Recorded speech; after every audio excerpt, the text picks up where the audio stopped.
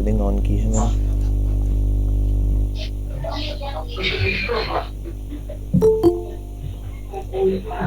It's okay fine, नहीं आ रहा। Next time जो है ना आप जब ज्वाइन करेंगे जिस आईडी से ना उसका नाम ओरिजिनल रख लेना। बाकी अभी यहाँ आप कमेंट कर दो आपका नाम क्या है। और मैं स्क्रीन शेयर करता हूँ ज़रा।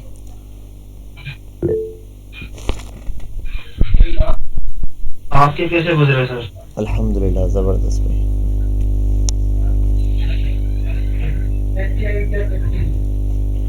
स्क्रीन शो हो रही है?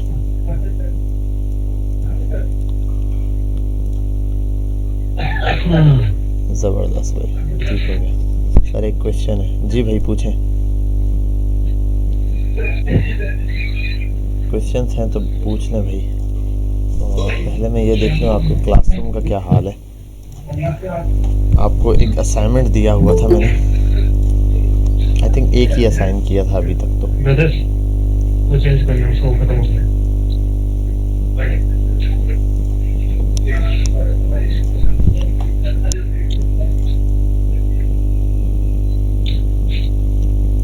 क्लास वर्क में एक असाइनमेंट दिया था आपको सिंपल,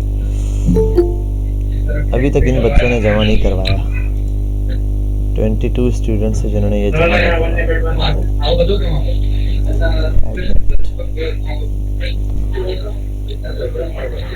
आवाज़ आ रही है सबको भाई? Yes sir. अच्छा भाई, असाइनमेंट किस किस ने नहीं किया? यहाँ जो मौजूद हैं उन सब ने जमा करवा दिया। तलहा का आ गया है, शुहेब ने सेंड कर दिया है, सुभाष ने भी, और जाफ़र इस्माइल सेंड किया बट इनके लिंक में इशू है। और शाहरेन ने किया है, हमज़ा ने, हसन ने, अहद ने और अमान वारसी ने। ऐसे बहुत साउंड आ रहा है।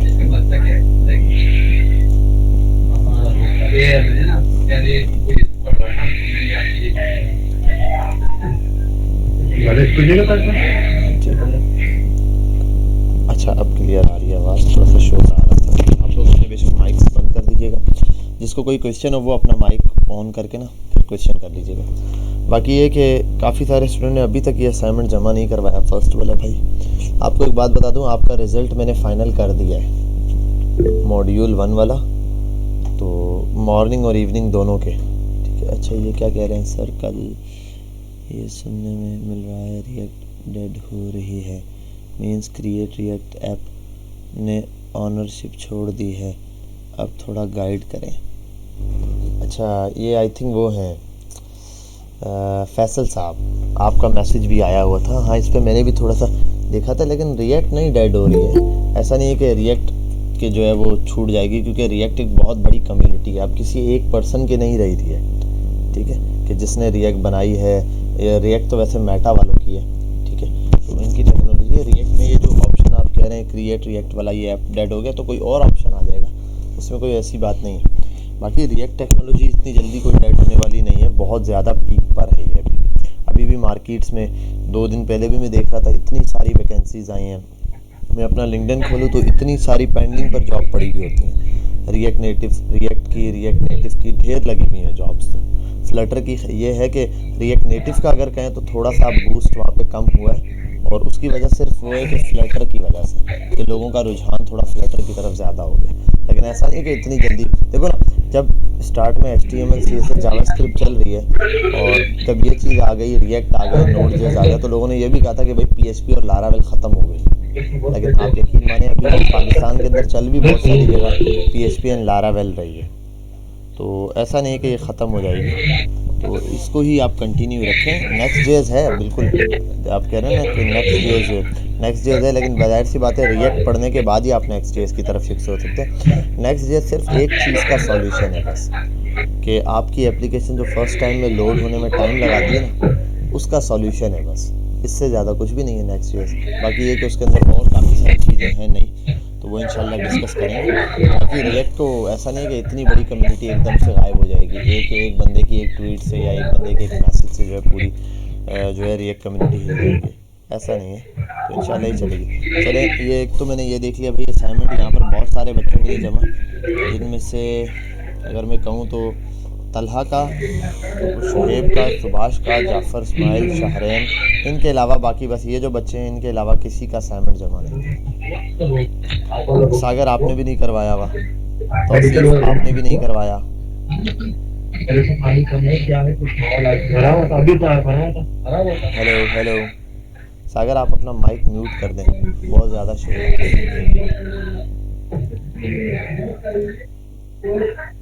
सागर हेलो, आप अपना ओके सर, ओके आप सर। म्यूट कर दें, बहुत ज़्यादा शोर आ रहा सर है। हाँ, असाइनमेंट कौन था एहसन आपने भी नहीं जमा करवाया ना असाइनमेंट? असाइनमेंट आपने भी नहीं जमा करवाया? कल सुबह तक करा दें करवा दो यार, लेकिन लाजमी करवाओ। मैं एक बात बता रहा हूँ कि अभी सर। मैंने मॉड्यूल 1 का जो है ना रिजल्ट बना दिया है। सर जी जी सर, जी, कहें क्या हुआ? हेलो, अच्छा, तो मैंने कहा मैंने मॉड्यूल 1 का रिज़ल्ट बना दिया और उसमें बहुत सारे बच्चे ऐसे हैं जिनका कैपस्टोन प्रोजेक्ट बहुत अच्छा हुआ है, लेकिन फिर भी जो है वो उनके मार्क्स फिर भी ओवरऑल कम है। उसकी वजह सिर्फ यही है कि मैंने वो 2 हिस्सों में किया है।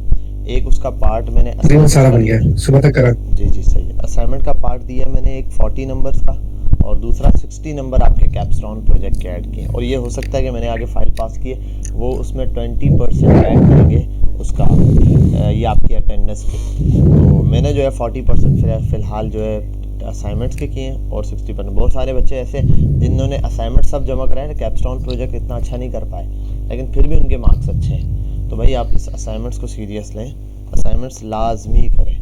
और बाकी आप सबका रिज़ल्ट हो चुका है फाइनल, और एक बच्चे का बस मिसिंग है जिसका मैंने ग्रुप में मैसेज किया था, मॉर्निंग वाले बच्चे। अगर किसी का कांटेक्ट है तो मुझे लाजमी उस अली को कहें कि मुझे मैसेज करे कि जो अली हैदर है ना उसका असाइनमेंट, मुझे याद है कि वो बच्चा आया था पेपर देने, तो वो कैपस्टोन प्रोजेक्ट करने आया था, उसने किया भी था। मुझे नहीं पता उसने मुझे सेंड किया था या क्या किया था, क्योंकि मैंने अपना व्हाट्सएप भी चेंज किया। सर जी जी सर, अली हैदर के प्रोजेक्ट के लिए मैंने आपको व्हाट्सएप पे एसएमएस किया है, आप रीड कर लें। ठीक है। क्योंकि अली हैदर ने आपसे डिस्कस किया था कि उसका कोई मोबाइल स्नैच वगैरह हो गया था, तो उसका गूगल भी नहीं खुल रहा था, तो उसने मेरे व्हाट्सएप से जो है आपको उसी दिन प्रोजेक्ट की जिप फाइल सेंड की थी। अच्छा, व्हाट्सएप से की थी। अच्छा, आपके पास है वो डेटा पड़ा हुआ होगा उसका प्रोजेक्ट? जी, मेरे नंबर से। आपके पास अभी भी होगा चैट में? जी जी। अगर चेक कर लेना, अगर चैट में है तो मुझे रीसेंड कर देना। उसने मैंने आज देखा तो आपके, जी जी, मेरे कन्वर्सेशन में मैंने देखा था, आपकी आपकी कन्वर्सेशन में मैंने आज देखा तो उसकी कन्वर्सेशन में पड़ा हुआ था। बस ठीक है, मुझे रीसेंड कर देना। चले चले सर, मैं आपको सेंड कर दूंगा। मैं चेक कर लेता, लेकिन मैंने जो है ना अभी रिसेंटली अपना व्हाट्सएप जो है ना बिज़नेस वाला व्हाट्सएप पे किया, और जो व्हाट्सएप वाला नंबर था वो बिजनेस वाला नंबर पे किया, तो उसकी वजह से डेटा मेरे पास से काफ़ी सारा मिस हो गया। तो हो सकता है उसका, तो वो मुझे याद था, तो मैंने कहा यार इस बच्चे का, क्योंकि 44 स्टूडेंट की अटेंडेंस थी और मेरे पास रिकॉर्ड 43 का है, और वो उसमें मिसिंग वही है, नवीद के साथ वाला बच्चा।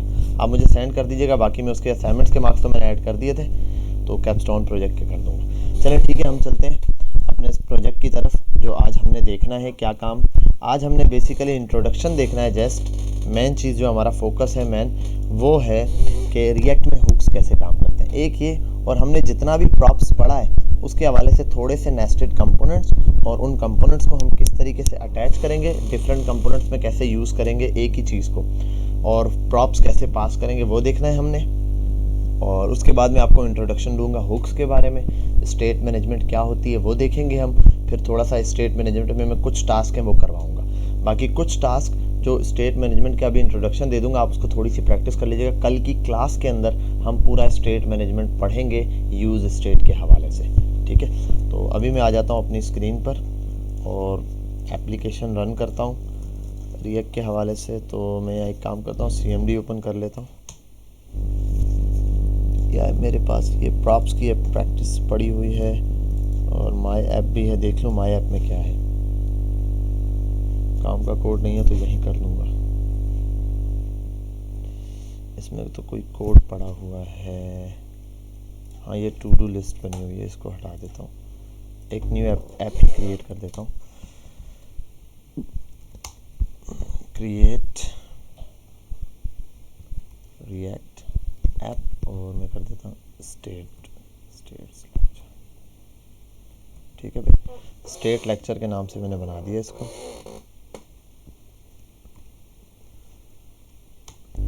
जब तक ये हमारी एप्लीकेशन डाउनलोड होती है, अगर किसी का कोई सवाल है तो आप कर सकते हैं भाई। किसी ने प्रैक्टिस की है अब तक, प्रॉप्स वगैरह में कोई प्रॉब्लम पेश आई है किसी को, तो काइंडली डिस्कस करें इस चीज़ को।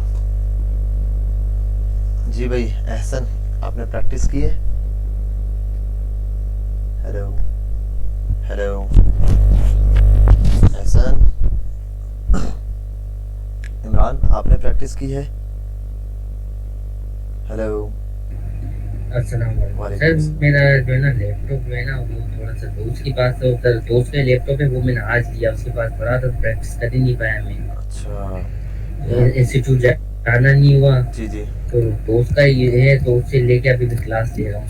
सर जी जी सर मैंने प्रैक्टिस की। सर मैंने आपसे एक चीज पूछी थी। आपने पिछले क्लास में जो प्रोडक्ट की आपने एरे बनाया था, एरे में आपने इमेज डाली थी और टाइटल और वो पैरा जी जी और तो सर अगर मेरी सोर्स में मैंने इमेज का फोल्डर बनाया है और उसमें मेरी सारी इमेजेस है, तो फिर मैं उधर वो कैसे लगाऊंगा? तो इमेज आपने तो डायरेक्ट जो एड्रेस उठाया। बिल्कुल बिल्कुल, आप एड्रेस भले ना उठाएं। जिस तरीके से मैंने सोर्स से इमेज लगाना, मैंने इमेज लगाना आपको स्टार्ट में ही 2 तरीके से सिखा दिया था। इमेज बेसिकली मैंने बताया था कि किस किस तरीके से इमेज हम इसके अंदर इंसर्ट कर सकते हैं। पहला तरीका मैंने बताया था, एक तो सिंपल है, आप बैकग्राउंड इमेज लगाएंगे जो कि CSS से सीधा रहेगा। आप बैकग्राउंड इमेज की प्रॉपर्टी ऑन करेंगे, URL और URL जो भी इमेज का जहां भी पास करेंगे चल जाएगी। ये तो सीधा सीधा। दूसरा तरीका मैंने कहा था कि अगर कोड के अंदर HTML कोड के अंदर इमेज पूरी बिल्टअप इमेज का टैग बनाते हैं, इमेज का टैग बनाते हैं, तो उसमें इमेज देनी है। अगर आप ऑनलाइन इमेज देना चाहते हैं वहाँ तो कोई प्रॉब्लम ही नहीं है भाई, आप सीधा उसका लिंक डाल दें, वो चल जाएगी। फिर मैंने कहा था 2 तरीके और हैं। 2 तरीके वो कौन से अगले, कि अगर आप चाहते हो कि भाई आपकी जो सोर्स के फोल्डर के अंदर इमेज पड़ी हुई है उसको आपने यूज़ करना है, तो उसको यूज़ आप डायरेक्ट नहीं कर सकते। यानी कि आप सोर्स के अंदर डॉट स्लैश लगा के और वो जो आके इमेज का एड्रेस आता है वो आप जो है वो एड्रेस कैच करके तो उसको आप रन करेंगे, वो इमेज रन नहीं होने वाली क्योंकि उसको रिजल्ट नहीं मिलेगा। क्योंकि मैंने बताया था इमेज डायरेक्ट चलाना किसका काम है, HTML का, रिएक्ट का नहीं। तो जब HTML का काम है, और मैं आपको बता चुका हूँ कि जो हमारे पास ये पूरी ऐप होती है इसमें 2 फोल्डर होते हैं, एक पब्लिक का और एक सोर्स का। जो मेरे पास सोर्स का फोल्डर होता है उसमें हम सारा काम रिएक्ट बेस्ड यानी कि जावास्क्रिप्ट बेस्ड कर रहे होते हैं, और जो पब्लिक वाला फोल्डर है वो मेरा लोकल फोल्डर होता है जिसके अंदर मैं नॉर्मल काम कर रहा होता हूँ HTML के हवाले से। अगर मैं उसके अंदर इमेज रखता हूँ और डॉट स्लैश लगा के इमेज का आगे पाथ दे देता हूँ, इमेज का नाम देता हूँ, वो ऑटो डिटेक्ट करेगा पब्लिक के फोल्डर से इमेज को और चला देगा उस इमेज को, रन कर देगा सीधा। अगर आप चाहते हो आपके सोर्स में पड़ी हुई इमेज चले तो उसके लिए पहले आपको इंपोर्ट करनी पड़ेगी इमेज को। इंपोर्ट कराओगे इमेज का एड्रेस, लेकिन उसको रिस्टोर करवाना पड़ेगा किसी वेरिएबल के अंदर आपको। अब वो कोई भी वेरिएबल आप ले लो, इमेज के नाम से ले लो, आप चाहे आपकी 50 इमेज है तो आपको 50 इंपोर्ट लगा के करना पड़ेगा। ये एक बाय डिफ़ॉल्ट तरीका होता है कि जब हम इमेज को इंपोर्ट करवा रहे होते हैं, 1 से 2 इमेजेस हमें इंपोर्ट करवा के लगानी होती है तब चला रहे होते हैं। लेकिन मैंने कहा कि जब भी हम आगे काम कर रहे होते हैं रिएक्ट वगैरह में, तो हमारा डेटा हमेशा जो इमेजेस वगैरह है वो यूज़र की तरफ से आती हैं, कुछ इमेजेस को छोड़ के। जैसे अगर दराज की भी बात करूं तो दराज के ऊपर मैन हेडर की जो इमेज है दराज वालों ने जो लगाई हुई, तो वो तो दराज वालों ने लगाई। अब उसका तरीकेकार अलग है, वो हो सकता है सोर्स के फोल्डर में रख के लगाई गई हो, ठीक है, या एडमिन पैनल जो उनके पास है उसके थ्रू लगाई है उन्होंने। अब एक होता है सेलर अकाउंट दराज पे, जो सेलर होता है वो कोई चीज कार्ड बनाता है या कुछ भी बनाता है, अपना अकाउंट बनाता है, वो कुछ इमेजेस ऐड करता है। जब वो इमेजेस ऐड करता है तो वो इमेजेस डेटाबेस में सेव होती है और उनका एड्रेस एक एरे की फॉर्म में, ऑब्जेक्ट की फॉर्म में बनता है। भाई एक बंदा आया, उसने अपने आप को रजिस्टर किया, तो दराज के अंदर एक ऑब्जेक्ट बन जाएगा उस सेलर के नाम से। अब आप कोई भी XYZ के नाम के से सेलर ले लो, उस सेलर को आपने लिया, उस सेलर का आपने जितना भी डेटा बनाया तो वो एक ऑब्जेक्ट के अंदर सेव हो जाएगा। अब वो इमेज भी कोई अपलोड करता है तो वो इमेज डेटाबेस में सेव होगी और इस इमेज का एड्रेस यहाँ पर आ जाएगा। ये काम खैर मैंने मॉड्यूल 1 के अंदर जो बच्चे थे जावास्क्रिप्ट के, उनको मैंने डिटेल के अंदर ये चीज़ करवाई थी। हमने देखा था कि किस तरीके से एक यूज़र जो है वो आता है और वो अपना डेटा अपलोड करता है। ये देखा था। फिर हमने देखा था कि यूज़र का डेटा एरे के थ्रू किस तरीके से हम लाकर प्रिंट करवाते हैं। तो ये दोनों चीज़ें मैं वहाँ करवा चुका हूँ उसके अंदर। बाकी यहाँ पर जो मैंने डेटा प्रिंट करवाया था ना एरे के थ्रू, एरे से इमेज का डेटा लाया था, ये वही तरीक़ेकार था। ये अब डेटा अगर यूज़र देगा तो यूज़र के थ्रू आएगा। आई थिंक हमारी ऐप डाउनलोड हो गई होगी। हाँ हो गई है। मैं इस ऐप को रन करता हूँ, ठीक है, और फिर हम इस पर काम करते हैं थोड़ा सा। सर रिकॉर्डिंग ऑन कर लो सर। जी जी रिकॉर्डिंग ऑन है बेटा। अच्छा हाँ रिकॉर्डिंग ऑन ही है, रिकॉर्ड हो रहा है ये पूरा सेशन अभी स्टार्ट से मैंने ऑन किया है। अच्छा जी ये ऐप तो आ गई। मैं पहले सिंपल अपनी ऐप को रन करता हूँ। अब ये प्योर ऐप है। अब देखो जब भी आप न्यू ऐप डाउनलोड करते हैं ना, मैंने आपको स्टार्ट में कहा था आप सब कुछ डिलीट कर दें और जीरो से बनाएं, तो उसका मतलब ये नहीं आप जब भी ऐप बनाएंगे वो सब कुछ डिलीट करना है आपने कुछ डिलीट नहीं करना। वो मैंने आपको स्टार्ट में समझाने के लिए कि जीरो से जब आपने ऐप लेके चलनी है तो ये करना। बाय डिफ़ॉल्ट आप देखें index.cs की फाइल है, बने रहने दें इसको। इसी तरीके से app.js है, इसको इसी तरीके से रहने दें। index.js है, इसको ऐसे ही रहने दें। हम काम करेंगे सिर्फ किसके अंदर, app.js के थ्रू। अब बाकी कंपोनेंट्स में काम होगा। मैं यहाँ आता हूँ और सबको स्क्रीन नज़र आ रही है बेटा? Hello hello, yes sir. Screen clear नज़र आ रही है? यस आ रही है। ठीक है परफेक्ट हो गया। अब अच्छा आप देखो जो इमेज का मैं एक तरीका बता रहा था, इन लोगों ने एक लोगो लिया है। क्या लिया है? लोगो।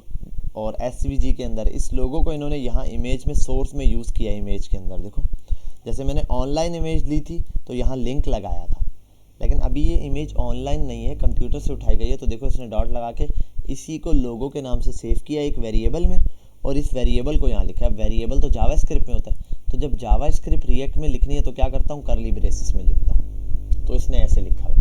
अब हमें यहाँ कुछ करने की ज़रूरत नहीं है, सब चीज़ें क्लोज़ कर दें, ऐप के अंदर आ जाए और ऐप के अंदर जो डेटा दिया हुआ है आप सब डेटा रिमूव कर दें। सारे का मतलब आप ये डेटा रिमूव कर दें। जैसे सर जी सर मेरे क्वेश्चन पूछ लूँ? जी पूछें आप।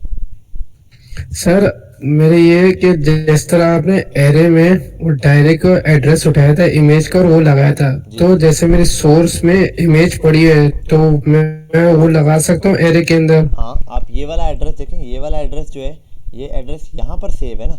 आप इसको एरे में जहाँ मैंने वो लिंक सेंड करवाया था ना, सेव करवाया था, लिंक सेव करवाए हुए थे, वहाँ पर आप ये सेव करवाए थे, खत्म बात। आप वहाँ पे ये सेव कराएं। जब आप ये पास कराएंगे तो एरे में यही मिलेगा। जी तो सर जी तो मैं इंपोर्ट करूंगा ना फिर? जी इंपोर्ट तो करूंगा ना? इंपोर्ट तो करेंगे। फिर आप मसला ये आपके लिए ये प्रॉब्लम है कि ठीक है। जितनी सारी इमेजेस हैं आप सब इंपोर्ट करोगे, ठीक है। तो ये लिंक लगाते जाओ, सबको एक सही करवाओ और फिर चला लो। अभी फ़िलहाल मैंने ये भी रिमूव करवा दिया। CSS की फ़ाइल रहने देता हूँ मैं यहाँ पर, और ये सिंपल मेरे पास ये चीज़ आ गई। और मैं यहाँ सिंपल एक काम करता हूँ, हेलो वर्ल्ड लिख देता हूँ चेक करने के लिए कि मेरा कोड रन हो रहा है, कोड कुछ डिस्प्ले आए मेरे पास, ठीक है। और मैं इसको गो लाइव कर देता हूँ।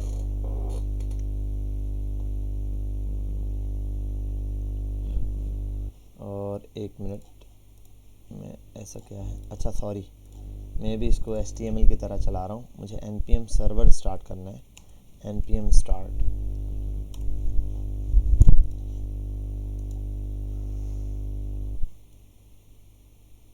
ठीक है, मैंने ये थोड़ा सा साइज फाइल्स का भी बढ़ा दिया ताकि आपको ये फाइल्स क्लियर नज़र आए।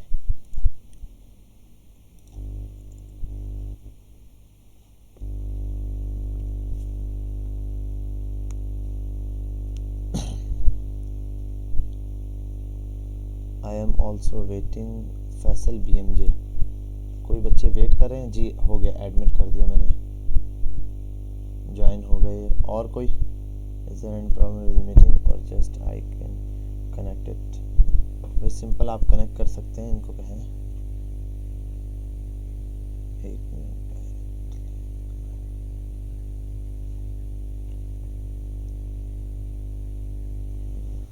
ठीक है भाई, तो यहाँ हमारी एप्लीकेशन क्या हो गई है, रन। तो हमने देखा हमारी एप्लीकेशन तो सिंपल रन हो गई, और इसके अंदर अभी तक कोई ऐसी सिंपल ऐसी चीज़ नहीं है जो हम यहाँ पर देख रहे हो कि नई है हमारे लिए। ठीक है भाई, यहाँ तक क्लियर है सबको? और मैं यहाँ आ जाता हूँ, लिख देता हूँ इंपोर्ट कर देता हूँ रिएक्ट फ्रॉम रिएक्ट से, ये भी इंपोर्ट लगा देता हूँ। और दूसरा मैं एक काम करता हूँ कि ये जो app.js है इसको भी खैर JS भी रहने दे सकता हूँ मैं, और JSX भी बना सकता हूँ। यहाँ मेरा इतना ज़्यादा काम नहीं है तो मैं इसको ये रहने देता हूँ, वरना अगर मैं H1 लिख के एंटर करूँगा तो ये चलेगा नहीं मेरे पास। इसके लिए मैं इसको चेंज कर देता हूँ JSX में। अब ये मेरे H1 लिखकर अगर मैं एंटर दबाऊँगा तो ये मुझे HTML का टैग प्रोवाइड करेगा। ठीक है भाई, यहाँ तक तो सब ने देख लिया सिंपल कि मैंने एक सिंपल एप्लीकेशन बना दी जो हमारी ऐप रन हो रही है। अच्छा, अब हमने लास्ट टाइम पढ़े थे कुछ कंपोनेंट्स, और कंपोनेंट्स के अंदर नेस्टेड कंपोनेंट्स देखे थे, और उसी के साथ फिर हमने देखा था प्रॉप्स में किस तरीके से डेटा पास होता है। अब मैं यही करने वाला हूँ, यहाँ पर बिलफर्ड्स में दो हिस्से बनाऊँगा। इसमें एक ये वाला पार्ट लेता हूँ और इसके साथ में आज अटैच करने वाला हूँ बूटस्ट्रैप। तो मैं पहले आता हूँ गूगल पर,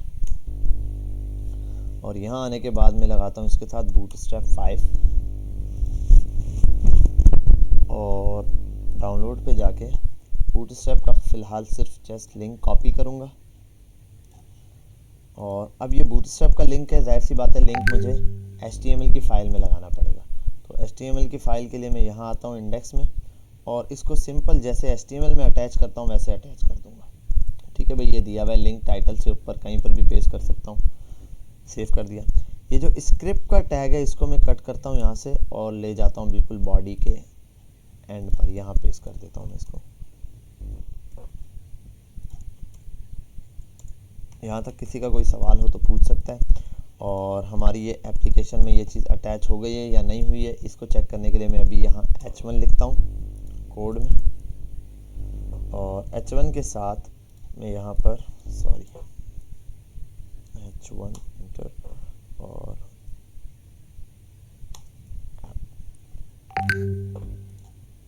यहाँ आने के बाद अब मैं इसको क्लासेस पास करता हूँ,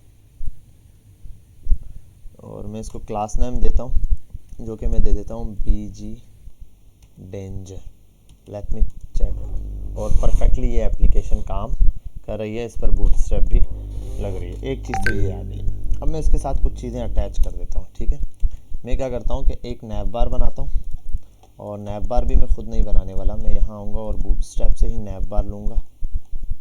यहाँ आके देख लेता हूँ बूटस्ट्रैप 5 नैव बार,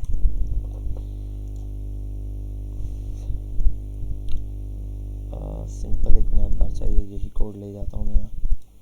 और इसके लिए मैं अब नैव बार को ऐसे नहीं रखूँगा, यहाँ मैं एक कंपोनेंट बना के रखूँगा। ठीक है, तो उसके लिए मैं एक काम करूँगा, सोर्स के अंदर सोर्स में एक फ़ोल्डर बनाऊँगा जिसको नाम दूंगा कंपोनेंट्स। यहाँ अब मेरे सारे कंपोनेंट्स होंगे, और कंपोनेंट्स। ठीक है, इस कंपोनेंट के फोल्डर के अंदर यहाँ पर मैं एक फ़ाइल बनाऊँगा जो कि होगी नैव बार। ये याद रखना आप लोग कि ये जो मेरा कंपोनेंट होता है उसका फर्स्ट लेटर कैपिटल रखना है आपने लाजमी, नैव बार, और बीच में स्पेस नहीं देना है, स्पेस दे के नाम मत दें, आप सीधा नैव बार एक ही उसमें दे दें, या आप कैमल केस यूज़ कर सकते हैं। ठीक है, ये मैंने navbar.jsx कर दिया, ये एक बन गया। अब मैं यहाँ RAFC नाम का स्निपेट यूज़ करूँगा। मैंने ये स्निपेट आपको बताया है किस तरीके से डाउनलोड होता है। ये करने के बाद कोड तो प्रॉपर चल रहा है। यहाँ आता हूँ मैं, इस डिव को हटा देता हूँ और ये भी हटा देता हूँ। ठीक है, पहले तो सिंपली इसको इंपोर्ट करके देख लेता हूँ भाई मेरा नैव बार का कोड चल रहा है नहीं। तो यहाँ आता हूँ, नैव बार ऑटोमेटिक आ गया, उसने आगे एड्रेस भी दिया। टैब मैंने जैसे ही क्लिक किया तो इसका कंपोनेंट ऑटो रेंडर हो गया। अब ज़रा मैं चेक कर लेता हूँ, तो प्रॉपर मेरा नैव बार यहाँ पर चल रहा है। अब इस नैव बार के अंदर आके मैं जो बूटस्ट्रैप का कोड मैंने कॉपी किया हुआ है उसको यहाँ जस्ट पेस्ट कर दूँगा। अब कुछ चीज़ें होंगी जिनमें वो एरर देगा, हम जानते हैं। इनपुट के अंदर इसने एक एरर दिया कि भाई इनपुट को क्लोज़ करो, मैंने यहाँ से इनपुट क्लोज़ किया। ठीक है, और इसी के साथ HR को उसने कहा क्लोज़ करो, तो HR को भी मैं यहाँ पर क्लोज़ करूँगा। और थोड़ा सा कोड अपना छोटा कर लेता हूँ मैं, और इसी के साथ साथ और तो आई थिंक कोई एरर नहीं दिखा रहा, बाकी सब चीज़ें क्लियर हैं। सेव करता हूँ मैं इसको और यहाँ आकर देखता हूँ तो प्रॉपर एक नैव बार मेरे सामने बना हुआ आ गया है, और प्रॉपर ये नैव बार वर्किंग भी कर रहा है। ठीक है भाई, तो इस तरीके से सिंपल एक नैव बार मैंने रिएक्ट के अंदर करवा दिया, और इसका कोड सारा नैव बार का यहाँ है और नैव बार यहाँ पर जस्ट इंपोर्ट करवाया। एक चीज़ आ गई मेरे पास, ये नैव बार। अब इसको मैं कर देता हूँ BG डार्क, और नैप बार भी डार्क। ठीक है भाई, तो मेरे पास ये डार्क कलर का एक नैप बार आ गया, इसको हम आगे लेके कंटिन्यू करेंगे। अच्छा, अब इसके अंदर मैं कुछ चीज़ें देखता हूँ कि नैप बार में ये जो नैप बार लिखा हुआ आ रहा है, ये जो इसका टाइटल है, बिल्कुल ये किसी कंपनी का नाम हो सकता है, कुछ भी हो सकता है। तो मैं इस कंपनी का जो नेम है वो इस तरह नहीं देना चाहता। मैं चाहता हूँ वो यहाँ एप्लीकेशन में कोई भी बंदा जाए तो इस कंपनी का टाइटल जो है वो चेंज कर सके, जैसे ये रहा, इसको यहाँ पर चेंज कर सके। तो इसके लिए मुझे यहाँ पर क्या पास करना पड़ेगा, प्रॉप्स। प्रॉप्स मैंने पास कर दिया, और दिस डॉट प्रॉप्स नहीं, जस्ट प्रॉप्स। यहाँ आने के बाद यहाँ पर मैं पास कर दूंगा प्रॉप्स डॉट। अब डॉट लगा के प्रॉप्स के अंदर से मैं कुछ क्या पास करना चाहता हूँ ये देखूंगा। मैं टाइटल पास करूंगा। वैसे बेसिकली तो असल में ये होता है कि मुझे यहाँ जाके पहले टाइटल देना पड़ेगा, यहाँ कुछ टाइटल होगा, वो प्रॉप्स में जाके स्टोर होगा, उसके बाद यहाँ। वैसे मैं यहीं से नाम दे सकता हूँ, मैं दे देता हूँ प्रॉप्स डॉट और टाइटल है ये। ठीक हो गया। अब यहाँ आता हूँ और मैं इसको सिंपली दे देता हूँ टाइटल इज इक्वल्स टू, और आप जानते हैं मैं यहाँ इस तरह भी लिख सकता हूँ इसको, और गुड प्रैक्टिस के लिए मैं इसको ऐसे लिख दूँ तो ज़्यादा बेटर है। ठीक है भाई, तो ये है, मैं लिख देता हूँ भाई माय ऐप। माय ऐप के नाम से मैंने सेव किया इसको, और मैं यहाँ आता हूँ तो देखता हूँ माय ऐप नाम का यहाँ पर डेटा आ गया। इसी तरीके से मैं जितनी एलाइज दी हुई हैं, ये लिंक ये लिंक ये लिंक, सबको अपने थ्रू यहाँ पर ला सकता हूँ। ठीक है, जितनी भी चीज़ें यहाँ मुझे दिख रही हैं इन सबको मैं ईजिली यहाँ पर ला सकता हूँ। ये तो हमने एक कंपोनेंट देख लिया किस तरीके से पास हुआ। अब नैप बार पास हो गया। नैप बार के अंदर मैंने एक ही चीज़ फ़िलहाल पास की है। मैं चाहूँ तो ये जितनी एलाइज हैं इन सब को मैं किसके थ्रू पास करवा सकता हूँ, एक ही उसके थ्रू, प्रॉप्स के थ्रू। तो फिलहाल मैं इसको सेव करता हूँ और नैप बार के कोड को बंद कर देता हूँ। अब अगला कंपोनेंट, अच्छा यहाँ मल्टीपल कंपोनेंट्स हो सकते हैं। मैं एक कंपोनेंट को कमेंट करूँ, दूसरा चेक करूँ, नैप बार गायब, दूसरा कंपोनेंट चेक कर सकता हूँ। अभी नैप बार को इसी तरह रहने देता हूँ। इसके नीचे में एक और कंपोनेंट बनाऊंगा। अच्छा, अब मैं करने वाला क्या हूँ, मैं यहाँ एक कंपोनेंट बनाऊंगा, सीधा डिव बनाकर एक कंटेनर बनाकर उसके अंदर कुछ कार्ड्स रेंडर करवाऊंगा मैप मेथड के थ्रू, जैसे करवाता हूँ। फिर वही कार्ड्स मैं मैप मेथड के थ्रू इसी के नीचे स्क्रॉलिंग पर दूसरा पार्ट ऐड करूँगा, वहाँ पर ये मैं सेम काम करूँगा जिस तरीके से पहले कर रहा था। हम देखेंगे एक ही कार्ड का एक अलग कंपोनेंट बनाएंगे जिसको हम यहाँ पर मुख्तलिफ जगहों पर पास कर रहे होंगे। चलें अब देखते हैं यहाँ पर। और यहाँ आने के बाद मैं एक काम करता हूँ कि कार्ड का कंपोनेंट बनाना है, तो मैं यहाँ आ जाता हूँ। एक पहले हीरो सेक्शन बोल देता हूँ उसको। मैं यहाँ आया और हीरो सेक्शन .jsx के नाम से ये दे दिया। इस पर भी मैं फ़िलहाल जस्ट कार्ड रेंडर करवाऊँगा, तो RAFC करके इसको भी पास किया, हीरो सेक्शन आ गया। और यहाँ आकर ज़रा चेक कर लेता हूँ ये वर्किंग कर रहा है। Hero section tape slash save किया और यहाँ आता हूँ। परफेक्ट, हीरो सेक्शन यहाँ इसके बिल्कुल नीचे से मेरे पास स्टार्ट हो गया। मैंने ये चीज़ यहाँ पर देख ली है। ठीक है, अब इस हीरो सेक्शन के अंदर मैं कुछ चीज़ें हैं जो रेंडर करवाना चाहता हूँ या कुछ क्लासेस हैं इसके अंदर लगाना चाहता हूँ, वो मैं देखता हूँ किस किस तरीके से क्या क्या क्लास लगा सकता हूँ मैं। पहले तो आता हूँ, इसके अंदर डिव है, मैं इसको क्लास देता हूँ और एक चीज़ पास कर देता हूँ। पहले तो इसको बनाता हूँ कंटेनर और H1 लिख देता हूँ बिल्कुल, हेलो हीरो सेक्शन। ठीक है भाई, एक क्लास लग गई कंटेनर की। दूसरा काम ये करता हूँ कि इसको बॉर्डर देता हूँ ताकि मुझे पता चले ये कहाँ तक चल रहा है। बॉर्डर और बॉर्डर प्राइमरी, देन इसी के साथ में बॉर्डर की वैल्यू दे देता हूँ 2। सेव करता हूँ। परफेक्ट, ये बॉर्डर आ रहा है मेरे पास। इसको पैडिंग वैडिंग बाद में देके मैं एडजस्ट कर दूँगा। ठीक है, और थोड़ी सी पैडिंग दे देता हूँ सब साइड से मैं 2 करके। ठीक है भाई, यहाँ तक क्लियर है। अब इसी में मैं आगे ये नहीं प्रिंट कराना चाहता, मैं चाहता हूँ इसके अंदर क्या, कार्ड्स प्रिंट करवाना। मैं इसके अंदर मेन काम, जो मेरा मेन फोकस है वो है मैंने यहाँ पर कार्ड्स प्रिंट करवाने हैं। और हो सकता है मैं हर कार्ड डिफरेंट तरीके से प्रिंट कराऊँ, कार्ड्स के अंदर जो वैल्यूज़ हैं वो डिफरेंट हो। तो पहला काम मेरा ये है कि मैंने यहाँ पर कार्ड प्रिंट करवाना है। तो मुझे एक कार्ड, अब मैं पूरा प्रॉपर कार्ड यहाँ भी बना सकता हूँ। हेलो भाई, क्लास में हैं बच्चे, आवाज़ आ रही है? हेलो, यस सर, आवाज़ आ रही है। यस सर, आवाज़ आ रही है सर। ठीक है, चीज़ें समझ आ रही हैं? प्रॉब्लम तो नहीं है? यस सर, आवाज आ रही है। ठीक है। अच्छा अब नहीं सर, समझ में आ रही सर। ठीक हो गया, परफेक्ट हो गया। अच्छा अब हम यहाँ गौर करते हैं कि मैंने ये कंटेनर तो बना दिया, अब अगर मैं इसी के अंदर पूरा कार्ड अपना बिल्फर्ड बूटस्ट्रैप, कार्ड भी मैं खुद नहीं बनाऊंगा, टाइम वेस्ट नहीं करेंगे हम, सीधा मैं यहाँ पर आऊँगा बूटस्ट्रैप से ही कहूँगा कि भाई मुझे एक बूटस्ट्रैप 5 से आप कार्ड दे दो। ठीक है, कार्ड ले लूँगा और यहाँ से एक कार्ड लेकर मैं सीधा नीचे प्रिंट करवा दूँगा। ये कार्ड है बिल्फर्ड, यही कार्ड मैं कॉपी कर लेता हूँ और यहाँ आता हूँ और इस कार्ड को यूँ पेस्ट कर देता हूँ, सेव करता हूँ। अभी इमेज के लिए वो यही कह रहा है आपको इसको क्लोज़ करना पड़ेगा, मैंने कहा ठीक है। और यहाँ आके चेक कर लेता हूँ अपने कार्ड को। और अच्छा, style props accept dot mapping for multiple values, ये हम देख लेते हैं मैंने ऐसी क्या चीज़ ऐड की है इसमें। और एक मिनट, कोई चीज़ ऐसी ऐड तो नहीं की। अच्छा, ऐप डॉट CSS लगी हुई है, इस CSS को मैं यहाँ से क्लियर कर देता हूँ पहले तो। ठीक हो गया। और हीरो सेक्शन के अंदर मैंने जस्ट सोर्स पास नहीं की हुई, इसकी वजह से भी एरर हो सकता है। ठीक है भाई, अब मैं आता हूँ यहाँ पर और इसको भी सेव करता हूँ, कोड को रन करता हूँ, inspect style props accept mapping for style margin right spacing. अच्छा, किसी एक चीज़ को यहाँ स्टाइल दिया गया है, जो कि स्टाइल का टैग जो मैनुअल लगाया गया है उसमें प्रॉब्लम आ रही है, तो हम वो देख लेते हैं क्योंकि इसमें स्टाइल इस तरीके से ये नहीं उठाता। कहाँ स्टाइल का एट्रीब्यूट यूज़ किया गया, ये रहा स्टाइल विड्थ, ये दिया हुआ है। और भी कहीं स्टाइल है, हाँ, तो इसको मैं बिल्फर्स ऐसे स्टाइल नहीं लगा सकता। मैं इसको स्टाइल देने के लिए, सेम चीज़ देने के लिए मुझे इसको रैप करना पड़ेगा इसमें।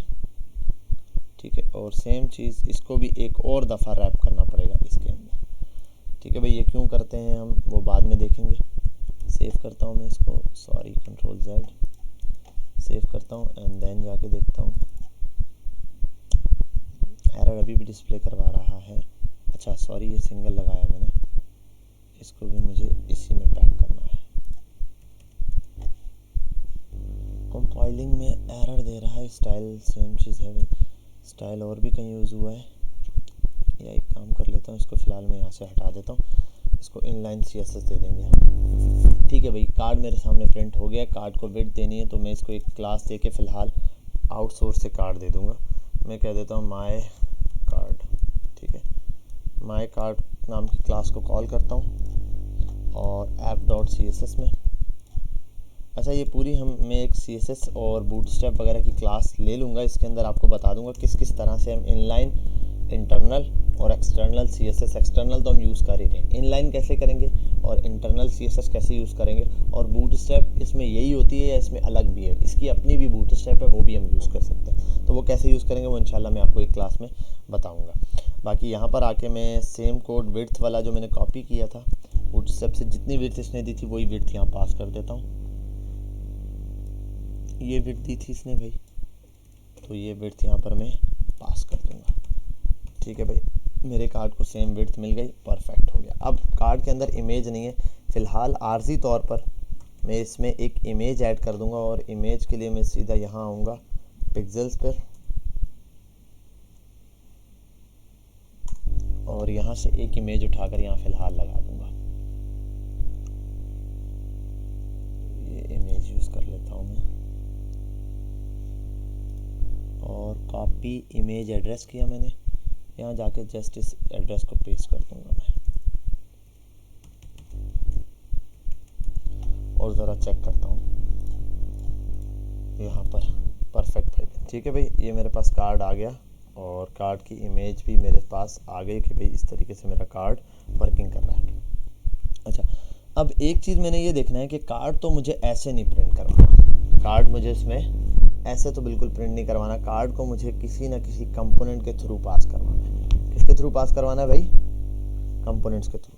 तो मैं एक काम करता हूँ, इस कार्ड को यहाँ से कट करता हूँ। यहाँ मुझे सिर्फ एक कंपोनेंट चाहिए जो कार्ड नाम का होगा, तो यहाँ पर आऊँगा मैं, इसको भी ब्रेक करूँगा कार्ड के कंपोनेंट में, मैं बनाऊँगा कार्ड्स। ठीक है, cards.jsx और इसके नाम से RAFC ये किया और यहाँ पर भी मैं इसको क्लियर करूँगा, सिंपल खाली छोड़ दूँ तो ज़्यादा बेटर रहता है, और रैप किए बगैर ये यहाँ, और यहाँ मैं ये कार्ड ले आऊँगा।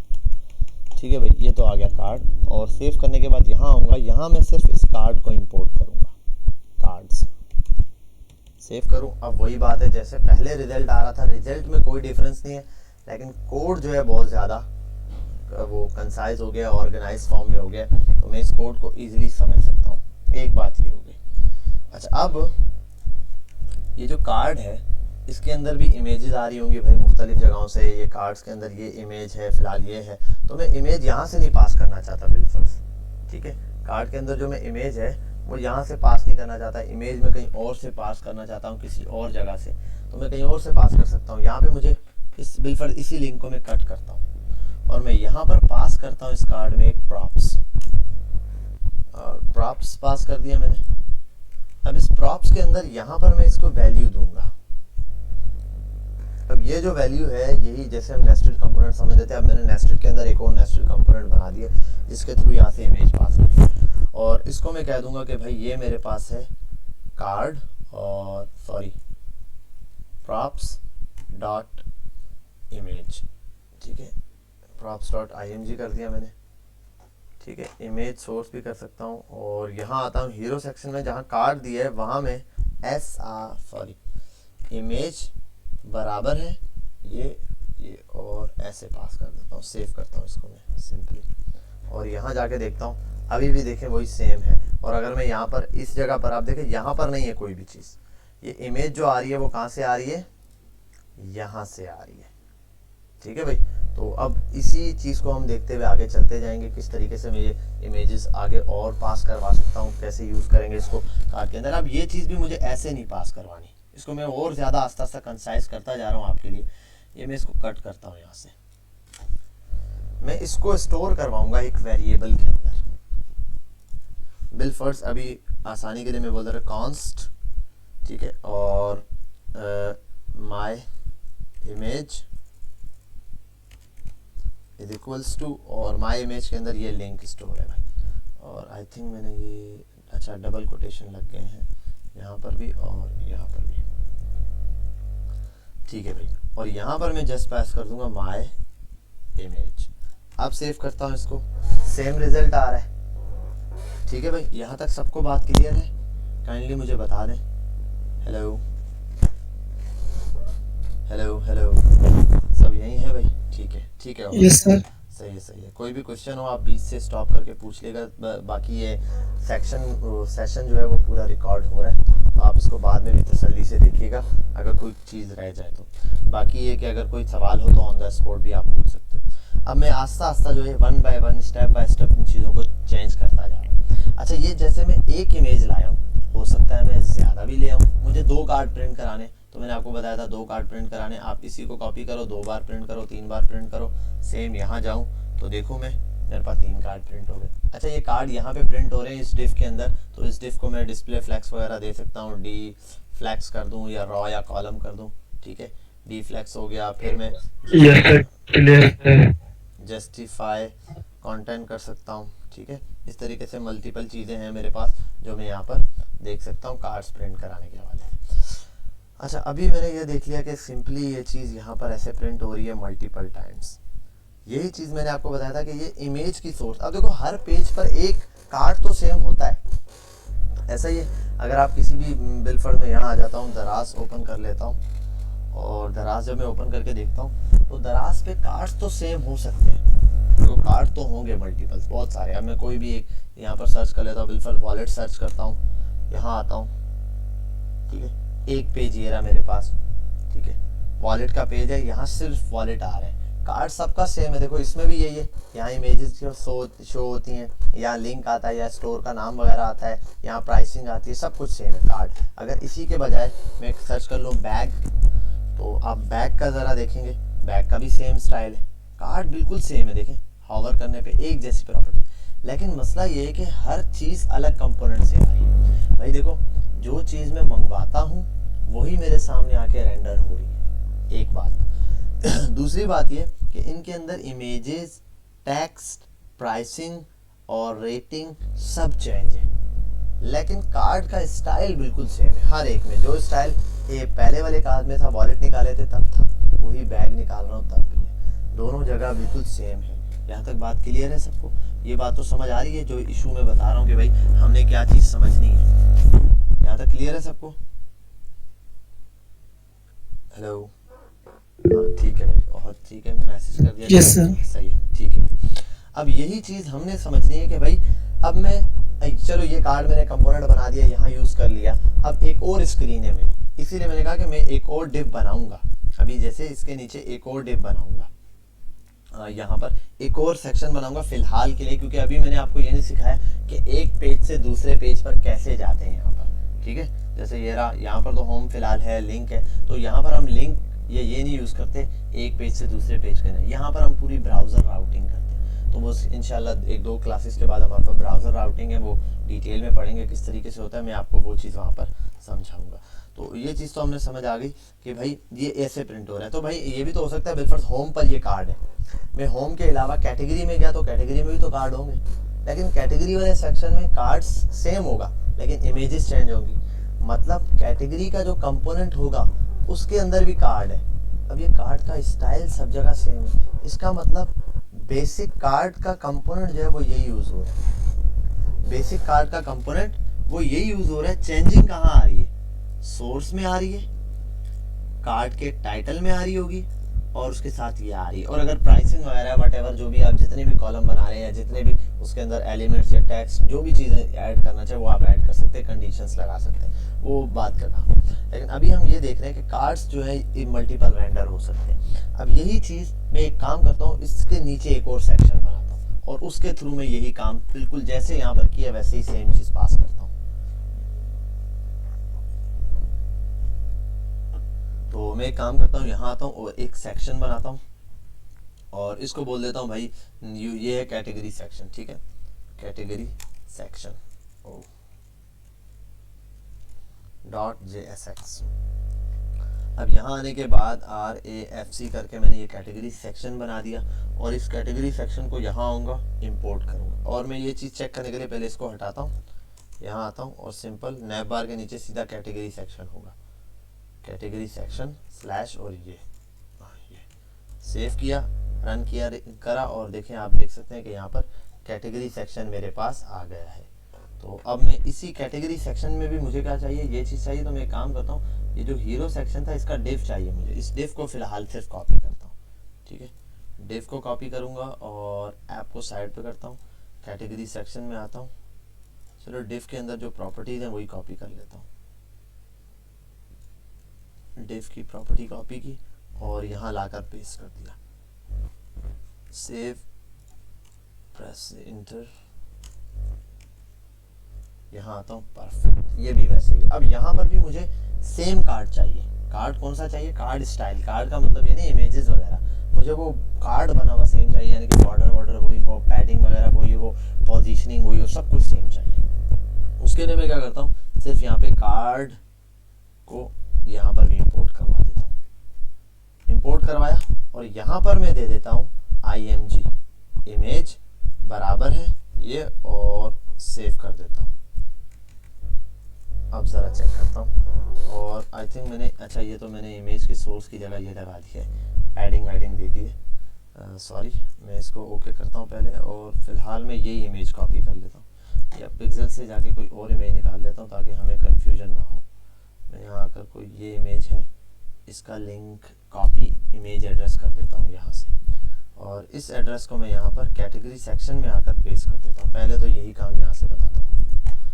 तो मैं चेक करता हूँ और यहाँ आ गया। ठीक है भाई, परफेक्ट, ये चल रहा है। अब मैं एक काम करता हूँ, यहाँ जाता हूँ हीरो सेक्शन पे और ऐप में अपनी ये जो हीरो सेक्शन को कमिट किया था इसको भी कमिट से हटा देता हूँ। अब ज़रा देखो, तो देखो भाई सेम कार्ड दो कंपोनेंट्स में रेंडर हुआ है या नहीं, लेकिन दोनों की रिक्वायरमेंट चेंज है। और देखो यहाँ पर भी क्या है कि अगर पहले कैटेगरी हीरो सेक्शन में आऊँ तो कार्ड को माई इमेज से डेटा पास हो रहा है। एक काम करता हूँ, यहाँ पर भी एक बना देता हूँ वेरिएबल, वो यहीं के लिए होगा, उसको भी यही कर देता हूँ, const is equals const my image is equals to and ये, और ये लिंक यहाँ कॉपी करता हूँ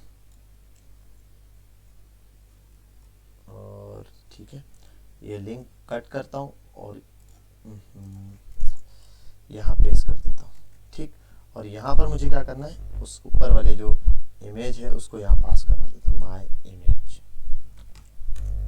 अब यहाँ आता हूँ, देखता हूँ सेम काम जैसे पहले हो रहा था वही काम अब यहाँ पर भी हो रहा है, सेम कार्ड रेड। अब ये क्या होगा, असल में ये जो मैंने बनाई है ऊपर नीचे यूँ नहीं होंगे, असल में आप समझ लें ये एक पेज है, जब मैं लिंक पे क्लिक करूँगा तो ये वाला पेज मेरा अलग से आएगा। ठीक है, वो अब कैसे आएगा वो ब्राउज़र राउटिंग हम पढ़ेंगे तो उसमें देखेंगे। फिलहाल मैं आपको ये समझा रहा हूँ कि देखो सेम कार्ड पूरी ऐप के अंदर कार्ड एक ही चलेगा, अगर एक स्टाइल वाला है। जैसे अब दराज के अंदर पूरी ऐप में ये वाला कार्ड है, हर जगह प्रोडक्ट के लिए ये कार्ड चल रहा है। हो सकता है होम पेज पे कुछ अलग कार्ड, अलग किस्म के कार्ड हो, जैसे मैं इसको और विजिट करता हूँ। अब ये एक कुछ इस स्टाइल का कार्ड है, अब ये स्टाइल का कार्ड और जहाँ जहाँ यूज़ हो रहा होगा ये स्टाइल का कार्ड, तो ये स्टाइल का कार्ड एक ही कंपोनेंट से आ रहा है, एक कंपोनेंट बना है कार्ड और उसके अंदर सेम चीज़ है। अब देखो ये वाला स्टाइल चेंज है तो ये स्टाइल अलग कंपोनेंट से आ रहा है। तो मल्टीपल्स ऐसे कार्ड बनाए हुए होंगे, 2 से 3 से 4 कार्ड्स के डिज़ाइन, और उन 4 कार्ड्स को पूरी ऐप में रेंडर करवा रहे हैं और उनमें बस डेटा चेंज हो रहा है। तो मैं भी यहाँ पर सेम काम कर रहा हूँ, आपके सामने देखिए डेटा चेंज करवा रहा हूँ, डेटा चेंज करवा रहा हूँ। अब यही डेटा जो ऐसे आ रहा है इसको मुझे किसके थ्रू रेंडर करवाना है, जैसे मैंने ये दे दिया, प्रॉप्स में ये पास किए, तो भाई कार्ड्स के अंदर मैं रिक्वायरमेंट बढ़ा देता हूँ। कार्ड में टाइटल में कहता हूँ भाई कार्ड में, और ये जो प्रॉप्स आएगा प्रॉप्स डॉट और है कार्ड टाइटल, कार्ड टाइटल, ठीक है भाई, TITL, कार्ड टाइटल के नाम से प्रॉप्स आएगा। सेव करता हूँ इसको, यहाँ सेव किया, यहाँ आऊँगा और ये पे, तो अभी कार्ड टाइटल गायब हो गया क्योंकि वो मैंने कोई वैल्यू पास नहीं की। और बाय डिफ़ॉल्ट आपको पता है कुछ भी ना हो तो बाय डिफ़ॉल्ट मैं यहाँ से इसको वैल्यू दे सकता हूँ कार्ड के कंपोनेंट के अंदर। अब दोनों जगह जाके मुझे यही करना पड़ेगा, यहाँ आऊँगा इसको पेस्ट करूँगा इज इक्वल्स टू, और यहाँ अलग से टाइटल दे सकता हूँ, यहाँ दे देता हूँ बिलफर कार्ड कैटेगरी पार्ट, कैटेगरी है, कैटेगरी, ये कैटेगरी वाला पार्ट है। और इसी तरह सेम चीज़ कॉपी पेस्ट करूँगा मैं इसके अंदर, यहाँ पर पेस्ट करूँगा, इसके अंदर ये जो है होम सेक्शन है, तो hero section, sorry hero section जो मैंने नाम दिए, सेव करता हूँ, यहाँ आता हूँ देखो हीरो सेक्शन और यहाँ पर कैटेगरी वाला, मतलब ये जो कार्ड्स हैं ये कैटेगरी वाले पार्ट से आ रहे हैं और ये वाला कार्ड जो है हीरो सेक्शन के ऊपर से आ रहा है। तो ये बात मुझे ईजिली समझ आ गई है भाई। यहाँ तक किसी का कोई सवाल है, अगर कोई चीज़ समझ नहीं आई तो आप लोग पूछ सकते हैं, फिर मैं इस बस मल्टीपल कार्ड को रेंडर करवा के दिखाऊंगा आपको और उसके बाद फिर हम नेक्स्ट चीज़ पर समझेंगे स्टेट्स के हवाले से। जी भाई कोई क्वेश्चन है? हेलो हेलो हेलो, सो गए बच्चे? Hero section please repeat. Okay I will repeat. Hero section, ठीक है, ये हीरो सेक्शन है मेरे पास, this is complete hero section. Here I have one variable. I have declared this variable using const. My image is the name of this variable. I have stored a link of image. I will show you. Control click. This image is stored. This link is stored in this variable. In this section, I have written a JSX. In this JSX, we can see that cards is rendering. Card component is rendering. In this card components, we have two props. One is img image. This is for image source, and the other is card title. What is the cards? Card is a component which I have created here. You can see this component. This complete component is a card component, and from where I have got this? I have got this from the Bootstrap. Okay, the cards I have write this card not by myself. I have copied this code from the Bootstrap. So you can see in this, you can see the image part. In this image part, I have not written the source by default. I have passed here a props using props. In this function, I have passed one parameter as a props. For this parameter, props.img, props.cardTitle. Here the card title will be rendered. Here the image source will be rendered. Using image source, the image will be rendered. From where this image and title will come, I have called this wherever I will call the card component. It needs two things. One is props image, the other is props card title. So I have used the same card in the category section and same thing in the cards in the hero section. Clear, Jafar Ismail? Hello. हाँ जी, बाकी सबको भी clear है? ठीक है, perfect, ठीक है। अच्छा भाई, अब हम थोड़ा सा आगे चलते हैं। ये तो हमने देख लिया, जिस तरीके से मैंने आपको बताया, लास्ट टाइम भी बताया था कि भाई हमें ये भी यहाँ से नहीं चाहिए, ठीक है। ये इमेज जो यहाँ पर आ रही है ये भी हमें यहाँ से नहीं चाहिए, और ये भी हम जाहिर सी बात है हर एक उसकी सेक्शन के लगू तो अलग अलग सेक्शन का वो बनता है, एरेज बनते हैं। अब इस एरे के लिए नहीं आपको अलग अलग काम करने की जरूरत, आप यहाँ पर सिंपल एक काम करें, एक और कंपोनेंट बनाएं।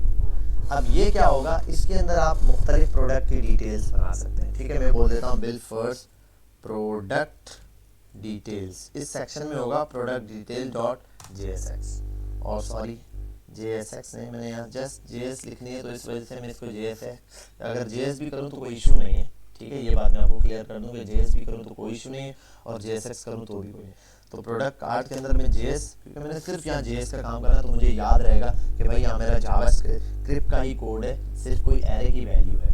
तो यहाँ मैं आता हूँ और दो वेरिएबल बनाता हूँ, एक बनाता हूँ कॉन्स्ट, और कार्ड के आइटम्स यानी कि प्रोडक्ट की जो डिटेल है वो आएगी हीरो सेक्शन के लिए, और एक आएगा कैटेगरी सेक्शन के लिए। अब इन दोनों के लिए मैं बना देता हूँ कार्ड्स, एक बना देता हूँ कार्ड्स हीरो बराबर है, ठीक है। और मैं एरे में फिलहाल सिंपल एरे में स्टोर करा रहा हूँ। अब एरे में ऑब्जेक्ट भी स्टोर करवा सकता हूँ, आपको पता है, या मल्टीपल चीज़ें करवा सकता हूँ। चलो एरे में ऑब्जेक्ट ही स्टोर करवा देता हूँ ऐसे करके, ये रहा, ठीक है।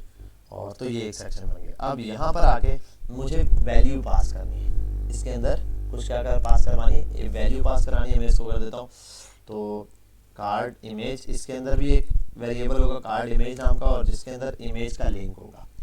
और इमेज के लिंक के लिए मैं यहाँ जाता हूँ, फिलहाल सिर्फ एक लिंक कॉपी करता हूँ, कट इट फ्रॉम हेयर, ठीक है। इसको भी सेव करता हूँ और इसको भी हटाता हूँ यहाँ से, सॉरी अभी तो कैटेगरी सेक्शन नहीं बनाया, इसको बनाया। तो प्रोडक्ट डिटेल में जाके ये बना दिया। अब प्रोडक्ट डिटेल वाली एक इमेज यहाँ से आएगी, ठीक है। सॉरी ये ऑब्जेक्ट के अंदर लिख रहा हूँ तो। और तो दूसरा काम करता हूँ, यहाँ पर मैंने देता है टाइटल, तो मैं बोल देता हूँ कार्ड TITLE टाइटल। कार्ड का जो टाइटल है वो भी यहाँ से आएगा। अब स्ट्रिंग में है तो स्ट्रिंग में दे दूँ भाई, जो भी टाइटल देना मैं इसको दे देता हूँ हीरो कार्ड्स, हीरो कार्ड्स हैं, ठीक है भाई। सेम चीज़ को कॉपी पेस्ट कर सकता हूँ मल्टीपल टाइम्स। तो अभी यहाँ पर मैं स्टॉप करता हूँ, इसको ऐप पे जाता हूँ, पहले मैं कैटेगरी सेक्शन को स्टॉप करता हूँ, सिर्फ हीरो सेक्शन के लिए ये इसी एक ही एप्लीकेशन के इसी काम को रन करता हूँ। प्रोडक्ट पर आया और यहाँ पर आता हूँ ये चीज़, और यहाँ पर आने के बाद मैं सबसे पहले इसको हटाऊंगा क्योंकि अब ये इमेज यहाँ से नहीं चाहिए और मुझे इंपोर्ट एक्सपोर्ट करवाना है। तो मुझे कार्ड्स हीरो एक्सपोर्ट चाहिए, तो मैं इसको एक्सपोर्ट करवाऊंगा यहाँ से। तो मैं लिखूंगा एक्सपोर्ट। अब डिफ़ॉल्ट एक्सपोर्ट नहीं करूँगा मैं यहाँ पर, क्यों? क्योंकि डिफ़ॉल्ट एक्सपोर्ट मैं तब यूज़ करता हूँ जब मेरे पास एक ही किसी चीज़ को करना हो, हर जगह यूज़ करें। अब अलग है मेरे पास मल्टीपल चीज़ों की, मैं एक कार्ड हीरोज़ के नाम से बना है, एक कार्ड सेक्शन कार्ड्स की कैटेगरी जो मैं बनाऊंगा कैटेगरी के नाम से, ठीक है। तो मल्टीपल बनाऊंगा तो मैं इसको सिंपली ऐसे पास कर देता हूँ कार्ड्स हीरो, ठीक है भाई। तो ये हो गया मेरे पास एक्सपोर्ट। जब एक्सपोर्ट हो गया तो इसको मैं यहाँ यूज़ कर सकता हूँ। तो मैं यहाँ लाता हूँ, पहले इसी चीज़ को ऐसे लाने के लिए मैं यहाँ इसको नैब बार के तौर पे ऐसे यूज़ कर देता हूँ और इसको नाम दे देता हूँ, मैंने क्या नाम दिया था प्रोडक्ट में, कार्ड्स हीरो। तो CARD कार्ड्स, सॉरी मैंने इसको कैपिटल में नहीं दिया इसलिए ये एरर देगा, तो मैं यहाँ से इसको कॉल कर लेता हूँ ऐसे। इंपोर्ट कर दो, किस कंपोनेंट को इंपोर्ट करना है, इस कंपोनेंट को, कार्ड हीरो को, सेम नाम होना चाहिए कंपोनेंट को, फ्रॉम। अब यहाँ मुझे एड्रेस दे दें ./ ठीक है, प्रोडक्ट डिटेल के अंदर से। अब ये प्रोडक्ट डिटेल के अंदर से मेरे पास कार्ड्स हीरो आ गया। अब इसको मैं यूज़ कैसे करूँगा ये हमने देखना है। यहाँ पर मैं जो कार्ड रेंडर करवाऊँगा ना, ये मैं इधर यहाँ पर इमेज और टाइटल कहाँ से आएगा, यहाँ से आएगा, इमेज का इमेज ये आएगी और टाइटल इसका ये आएगा सिंपली। ठीक है, तो इसी के लिए मैं थोड़ा दे देता हूँ, थोड़ा सा गैप आपको नज़र आए सिंपली। तो अब यहाँ आने के बाद मैं इस पर लगाता हूँ मैपिंग, जो लास्ट टाइम भी बताई थी भाई, मैप हमारे लिए बहुत मोस्ट इम्पॉर्टेंट है, तो उसको बहुत ज़्यादा आपने अच्छे से तवज्जो देंगे। जावास्क्रिप्ट का कोड लिखना है तो मैं इसको कोड को यहाँ से कट किया और ये तो ये सेक्शन मैंने जावास्क्रिप्ट के अंदर डाल दिया। अब जावास्क्रिप्ट में जब ये काम करना है तो मुझे कार्ड्स, और एक मिनट, मैंने ये कार्ड्स को इंपोर्ट करवा दिया, कार्ड्स नहीं ये इंपोर्ट करवाना था मैंने, कार्ड्स हीरो को, कार्ड्स हीरो इंपोर्ट करवाया। अच्छा सही है, मैंने वहाँ लिख दिया है मैप, कैटेगरी में ये काम कर दिया, सॉरी ये कैटेगरी में नहीं, ये हीरो सेक्शन में करना है। तो यहाँ आने के बाद एक चीज़ यहाँ ओपन, बेटा रिकॉर्डिंग पर लगाई हुई है उस्मान, ऑलरेडी ये रिकॉर्डेड हो रहा है सेक्शन। ठीक है, तो यहाँ पर आ गया मैं, ये रहा। अब यहाँ पर इसको मैपिंग के थ्रू मैंने पास करवाना है। क्लासरूम पर कौन है?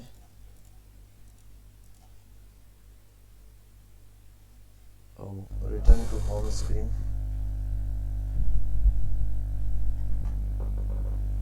वेट, रीज्वाइन करेंगे।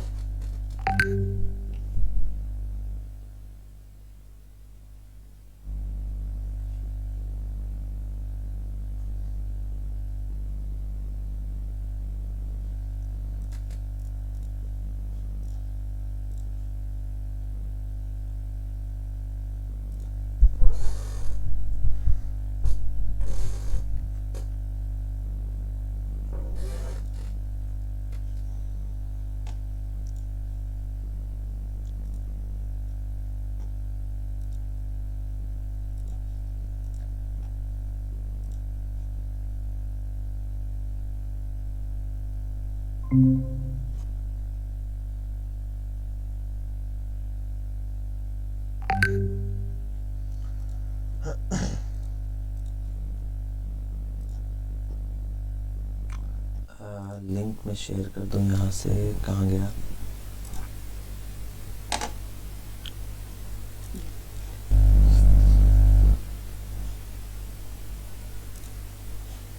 Let me close this and this video.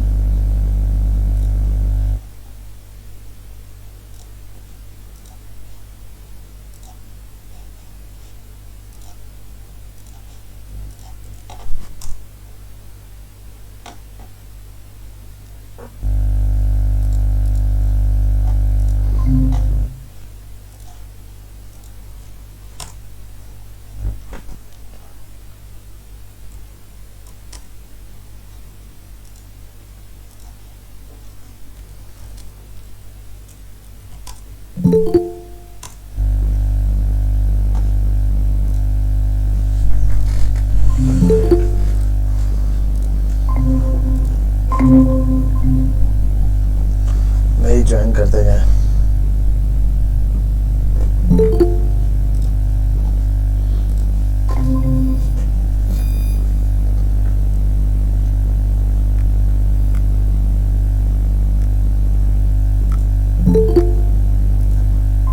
Join होते जाए भाई फटाफट से।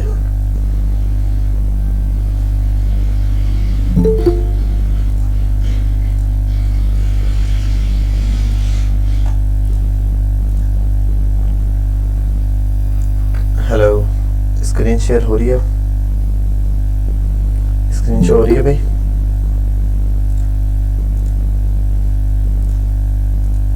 हेलो, स्क्रीन शेयर हो रही है मेरी? और वॉइस भी क्लियर? Hello hello,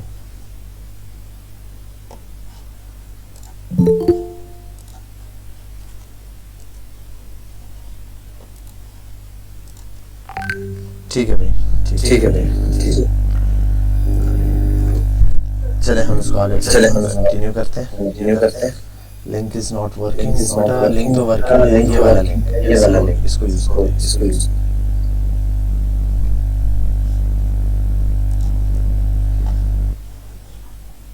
perfect. अच्छा हम यहाँ आते हैं, हीरो सेक्शन पर हमें मैपिंग जो है वो और आई थिंक यहाँ किसी का माइक ओपन है, फर्क आप म्यूट हो जाए। ठीक है, इमरान भी आ गए।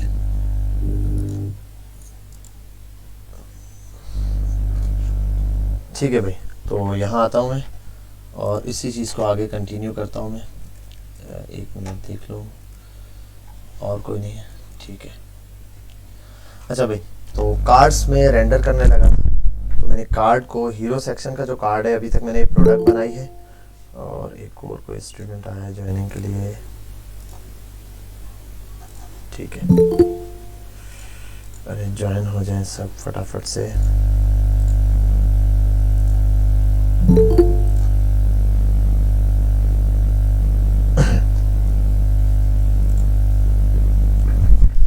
आई थिंक सब आ गए। अच्छा, अब ज़रा यहाँ हम देख लेते हैं। ठीक है, मैंने ये कार्ड्स इस तरीके से चला दिया कार्ड्स का हीरो सेक्शन में, और यही हीरो को कार्ड को मैंने यहाँ से इंपोर्ट किया है, एक्सपोर्ट किया है, और हीरो सेक्शन में इसको यहाँ इंपोर्ट कर लिया, लेकिन अभी यूज़ कहीं नहीं किया। यहाँ पर मैं इस कार्ड को, क्योंकि ये कार्ड्स मेरे पास क्या है, एक किस्म का ऑब्जेक्ट है, एरे है, जिसको मैं एरे है, और एरे के अंदर मेरे पास ऑब्जेक्ट यूजर है। मैं यहाँ आता हूँ और इस कार्ड को रेंडर करवाता हूँ। कार्ड्स हीरो डॉट मैप का फंक्शन मैंने कॉल किया। अब ये मैप फंक्शन करता क्या है, ये दो चीज़ें लेता है। ठीक है, ये एक कॉल बैक फंक्शन लेता है, और इस कॉल बैक फंक्शन के अंदर ये कुछ चीज़ें लेता है। अब मैंने इस कॉल बैक फंक्शन के अंदर एक चीज़ करवानी है, जो कि क्या करवाना है, रिटर्न करवाना है।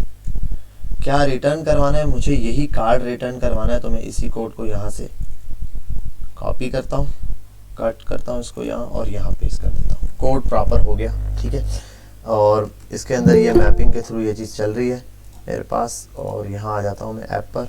ठीक है, और वो थोड़ा सा मुझे एरर देगा कि भाई my image is not working. My image क्या है ये इसको पता नहीं, क्योंकि ये खाली है, अभी यहाँ मैंने कुछ दिया हुआ नहीं। तो ये तो चीज़ मेरी आएगी कहाँ से, प्रोडक्ट से। ठीक है, प्रोडक्ट के अंदर ये जो कार्ड इमेज है ये, और कार्ड हीरो टाइटल से, तो इसको मैं वहीं से लाऊंगा। एक काम करूंगा मैं यहाँ पर एलिमेंट्स, फर्स्ट मेरे पास जो चीज़ होती है वो एलिमेंट्स होता है। ठीक है, मैं एलिमेंट्स का एरे पास करता हूँ, और एलिमेंट्स के थ्रू मैं इस चीज़ को यहाँ पर रेंडर करवाता हूँ। एलिमेंट्स डॉट, और डॉट लगाने के बाद अब एलिमेंट्स के अंदर मुझे क्या चाहिए, कार्ड की इमेज, यहाँ पर इमेज आनी चाहिए। और इसी तरीके से यहाँ पर क्या आना चाहिए, एलिमेंट्स का मतलब इसको कॉल कर लिया भाई इसने, पहले एलिमेंट को। अब इसके अंदर क्या चाहिए, डॉट लगाऊंगा, तो डॉट का मतलब ऑब्जेक्ट को कॉल कर लिया। ऑब्जेक्ट के अंदर से क्या चाहिए, कार्ड इमेज। अब टाइटल चाहिए, तो यहाँ आके कार्ड डॉट कार्ड टाइटल, ये पास करवाया मैंने। सेव करता हूँ, और क्या एरर है, my image is not working, my image is not working. अच्छा, आई थिंक मैंने वो दूसरा कार्ड भी रेंडर करवाया हुआ है, इसके लिए एरर दे रहा होगा, अदरवाइज इसके अंदर कोई एरर ऐसा है नहीं। My image is not working कहाँ है, my image is undefined, my image is undefined. एक मिनट देखना पड़ेगा। कार्ड्स के अंदर IMG कार्ड टाइटल, कार्ड तो यहाँ से पास हो गया, इसको बंद कर देता हूँ। प्रोडक्ट के अंदर कार्ड इमेज और कार्ड टाइटल, परफेक्ट, ये भी हो गया। हीरो सेक्शन में आया, और यहाँ पर जस्ट कार्ड इमेज और कार्ड टाइटल पास हुआ। ठीक है, ये भी ओके हो गया। ठीक है भाई, यहाँ पर ये चीज़ आ गई, और मैं इसी चीज़ को चेक करने के लिए यहाँ पर कार्ड बढ़ा देता हूँ। प्रोडक्ट के अंदर प्रोडक्ट डिटेल में जाकर यहाँ एक कार्ड कॉपी करता हूँ, इसी को चेक करने के लिए पेस्ट करता हूँ। कॉमा लगाना पड़ेगा, ऑब्जेक्ट है ये। ठीक है, और इसके अंदर एक पिक्सल से एक और स्टॉक उठा लेता हूँ इमेज का, कॉपी करता हूँ इमेज एड्रेस को, यहाँ आता हूँ और यहाँ पर एक एड्रेस और पेस्ट कर देता हूँ, ताकि मुझे पता चल जाए दूसरा कार्ड रेंडर हो गया मेरे पास। ठीक है भाई, और ये एक एरर दे रहा है, इस एरर को हम देखेंगे line number component category section में। ठीक है भाई, कैटेगरी सेक्शन में अभी तक मैंने काम किया ही नहीं है, इस वजह से इसके लिए एरर दे रहा है, उसको हम बाद में करेंगे। और मैं चेक करता हूँ कि क्या प्रॉब्लम है। हाँ ठीक है भाई, ये दोनों कार्ड मेरे इजीली रेंडर हो गए, पहला भी और दूसरा भी। अब यही चीज़ मैंने यहाँ पर करनी है, और उसके लिए मैं क्या करता हूँ कि एक और प्रोडक्ट डिटेल बनाऊँगा मैं। अब ये जो प्रोडक्ट डिटेल के अंदर एक और एरे बनाऊंगा नया, वो किस काम आएगा, वो आएगा, अच्छा उसके लिए मैं अलग भी बना सकता हूँ बिल्कुल, लेकिन मैंने एक ही में बना दिया भाई प्रोडक्ट का एक एरे ये रहा। दूसरा एरे बनाऊंगा कॉन्स्ट, और यहाँ कार्ड्स डॉट वो सॉरी ये हीरो था और ये कैटेगरी वाला इज इक्वल्स टू, और सेम काम एरे के अंदर ऑब्जेक्ट, इसी ऑब्जेक्ट को कॉपी पेस्ट करूंगा, सिर्फ नेम और ये चीज़ चेंज होगी। यहाँ पर आएगा कार्ड इमेज और कार्ड टाइटल परफेक्ट है, और हीरो कार्ड्स हैं, हीरो कार्ड्स इसकी जगह मैं कर देता हूँ कैटेगरी, ठीक है जी, ओ कैटेगरी कार्ड आ गया, और लिंक चेंज होगा थोड़ा सा, और जो यहाँ मैंने लिंक लगाया हुआ था इसके अंदर मैं वो लिंक यूज़ कर सकता हूँ यहाँ से, ठीक है। कैटेगरी में फ़िलहाल कोई लिंक नहीं लगाया हुआ, तो इसके लिए कुछ अलग इमेजेस निकाल लेता हूँ। एक ये इमेज का एड्रेस कॉपी करता हूँ और यहाँ पेस्ट कर देता हूँ थोड़ी सी, ताकि मुझे इन दोनों में चेंजिंग नज़र आ जाए। ये आ गया, और यहाँ पर भी यही कैटेगरी कार्ड्स को कॉपी करना है, कैटेगरी पेस्ट कर दिया, ठीक है। और इसी के साथ एक इमेज और चाहिए, इसको कॉपी करता हूँ, कॉपी इमेज एड्रेस, और इसको यहाँ पेस्ट कर देता हूँ, शायद यही था, एग्जैक्ट याद नहीं है। ये हो गया, अब ये वाली चीज़ हो गई। अब इसको भी मैंने एक्सपोर्ट करवाना पड़ेगा पहले मुझे, तो यहाँ पर एक ही लाइन के अंदर दोनों को एक्सपोर्ट करा, अलग अलग अब लिखने की ज़रूरत नहीं है। जब डिफ़ॉल्ट करता हूँ तो इस तरीके से लिख देता हूँ, बाकी इनको अलग अलग भी लिख सकता हूँ वन में भी। तो एक ही लाइन के अंदर एक्सपोर्ट, ये भी हो रहा है और ये भी हो रहा है। अब यहाँ से ये एक्सपोर्ट हो रहा है प्रोडक्ट डिटेल से, सेम इसको हटाता हूँ, यहाँ आता हूँ और इसी को कॉपी कर लेता हूँ बिल्कुल इसके अंदर, क्योंकि एड्रेस सेम दिया हुआ है। यहाँ आने के बाद इसी चीज़ को कैटेगरी में पेस्ट करता हूँ, लेकिन इस दफ़ा यहाँ पर कैटेगरी नाम दिया था मैंने, एरे असल में इंपोर्ट करवा रहा हूँ। अगर यहाँ आपको दिखा दूँ प्रोडक्ट के अंदर, तो मैंने यहाँ पर अभी ये इंपोर्ट करवाया है, ठीक है। कैटेगरी वाली जगह ये इंपोर्ट करवाया है, और हीरो सेक्शन वाली जगह हीरो सेक्शन वाला पार्ट इंपोर्ट करवाया है। अब यहाँ पर भी मैंने ये चीज़ यूज़ करनी है, जैसे यहाँ पर था सेम चीज़, इसी सेम मैपिंग को कॉल करता हूँ, कॉपी करूँगा और यहाँ लाके सेम मैपिंग को पेस्ट कर दूँगा। कोई फ़र्क नहीं है, दोनों में एक जैसे नाम है सब कुछ, लेकिन यहाँ हीरो की जगह ये वाली कार्ड्स कैटेगरी चलेगी। कॉपी करता हूँ इसको और यहाँ पेस्ट कर देता हूँ, और अब यहाँ जाकर अपने डिस्प्ले पर देखता हूँ कि क्या रिज़ल्ट है मेरे पास, ठीक है भाई। तो एक ही आ गया, और आई थिंक मैंने इसको ही कैटेगरी सेक्शन को कमिट आउट भी किया है, तो मैं इसको कमिट से हटा देता हूँ, सेव करता हूँ और रन करता हूँ, ठीक है भाई। तो ये मेरे पास एक ही कार्ड कंपोनेंट मल्टीपल चीज़ों से रेंडर होते हुए आ रहा है। अब इसके अंदर मैं जितने भी कार्ड्स प्रिंट कराऊंगा, जाहिर सी बात है वो सारे सिंपली प्रिंट होते ही चले जाएंगे जैसे पहले हो रहे थे, ठीक है।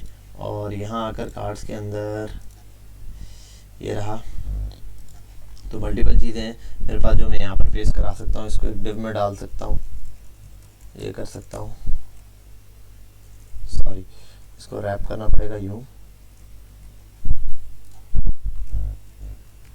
और उसके बाद इसके लिए एक डिव, और डिव में डाल देता हूँ और थोड़ा सा मार्जिन दे दूंगा डिव के थ्रू। वैसे मैं बाय डिफ़ॉल्ट भी दे सकता हूँ क्लास नेम, और मैं इसको मार्जिन दे दूंगा सॉरी हर तरफ से ही 2 का मार्जिन। सेव करता हूँ, जिस सेक्शन में दिया है उस सेक्शन में मैं देखूंगा इसका रिजल्ट, तो वाकई ही देखें इसमें सेक्शन में आ गया। और सेम काम करता हूँ, यही चीज़ कॉपी पेस्ट पूरी, कॉपी हीरो सेक्शन में, और यहाँ आने के बाद इसको यूँ पेस्ट कर दूंगा, बस सेम चीज़ यहाँ पर भी पेस्ट हो गई। अब यहाँ आता हूँ तो परफेक्टली ये दोनों चीज़ें आ रही हैं, और इसके अंदर और उसके अंदर दोनों में फ्लैक्स रैप डाल सकता हूँ, फ्लैक्स WRAP रैप। यहाँ पर भी इसको भी कॉपी करता हूँ कैटेगरी के अंदर, कैटेगरी में इसको भी फ्लैक्स रैप डाल देता हूँ, और यहाँ आ जाता हूँ। अब सिर्फ कंपोनेंट्स को कॉपी पेस्ट करता हूँ दोनों के, इसके कंपोनेंट यहाँ पेस्ट करता हूँ, और कॉमा लगेगा इन कंपोनेंट्स के दरमियान, ठीक है। और इसके 2 कंपोनेंट्स को कॉपी करता हूँ यहाँ से, तो यहाँ कॉमा लगा के ये पेस्ट कर देता हूँ। अब देखो इस कंपोनेंट्स के अंदर मेरे पास, अगर इसको बिल्कुल छोटा सा कर दिया, एक सेक्शन ये है कार्ड्स और ये रहा। अब देखें कार्ड्स हीरो वाला एक एरे है और एक एरे है card category. Card category hero वाले उससे कार्ड से जो भी इमेजेस आ रही हैं वो ये रही, ठीक है, जो इस कार्ड के अंदर आ रही हैं, सही है, हीरो सेक्शन में। और सेम काम यहाँ पर जो कार्ड कैटेगरी वाली इमेजेस आ रही हैं वो इस एरे से आ रही है, इमेज भी और टाइटल भी। अब इसके अंदर आप जितना डेटा ऐड करना चाहें, इस ऑब्जेक्ट के अंदर ढेर सारा डेटा तो आप ऐड करते जाएं, उससे कोई इशू नहीं है मैपिंग के थ्रू। और दोनों को मैंने इंपोर्ट करवाया, जहाँ जहाँ एक्सपोर्ट करवाया, जहाँ ज़रूरत थी इनको मैं इंपोर्ट करवा कर यूज़ कर रहा था, ठीक है भाई। एक ये सेक्शन हो गया कैटेगरी वाला और एक ये सेक्शन हो गया होम वाला। तो यहाँ तक तो हमने प्रॉप्स के साथ कंप्लीट वर्किंग देख ली। इसके अंदर डिटेल में हमने मैपिंग देख ली, किस तरीके से डिटेल में मैपिंग होती है।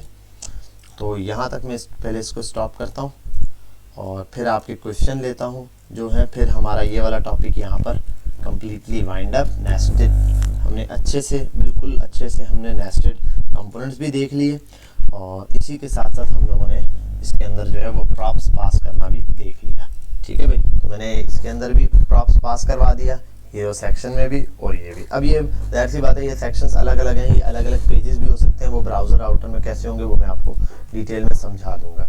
अभी हम आपकी तरफ आते हैं और कुछ क्वेश्चंस लेते हैं, ठीक है। पहले तो मैं यहाँ देख लूँ एक सेक्शन और दूसरा सेक्शन, ठीक है भाई। अच्छा तो भाई अब कोई क्वेश्चन है तो बारी बारी पूछें मुझसे, फिर वरना हम स्टेट्स मैनेजमेंट की तरफ चलें। हेलो हेलो, आवाज़ आ रही है भाई? जी फ़र्क, कोई सवाल है आपका? हेलो एहसन खान, कोई सवाल है आपका? लाइबा इमरान, फैसल और आरफा, शाहनवाज, ओके ठीक है, यहाँ तक कोई सवाल नहीं है आपका।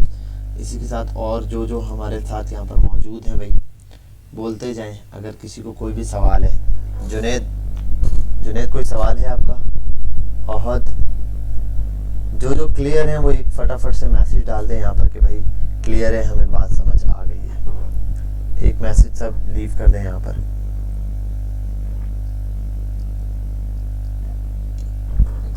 जी भाई जुनैद पूछे कहाँ पर आपको क्या मसला है? अच्छा कोई सवाल नहीं है इसलिए आपने कहा क्लियर सर, ठीक है भाई। और कोई? ठीक है, ज़बरदस्त। लाइबर को भी क्लियर है, इमरान साहब आपको भी क्लियर है, अमान वारसी क्लियर, ठीक है, फ़र्क जैन क्लियर।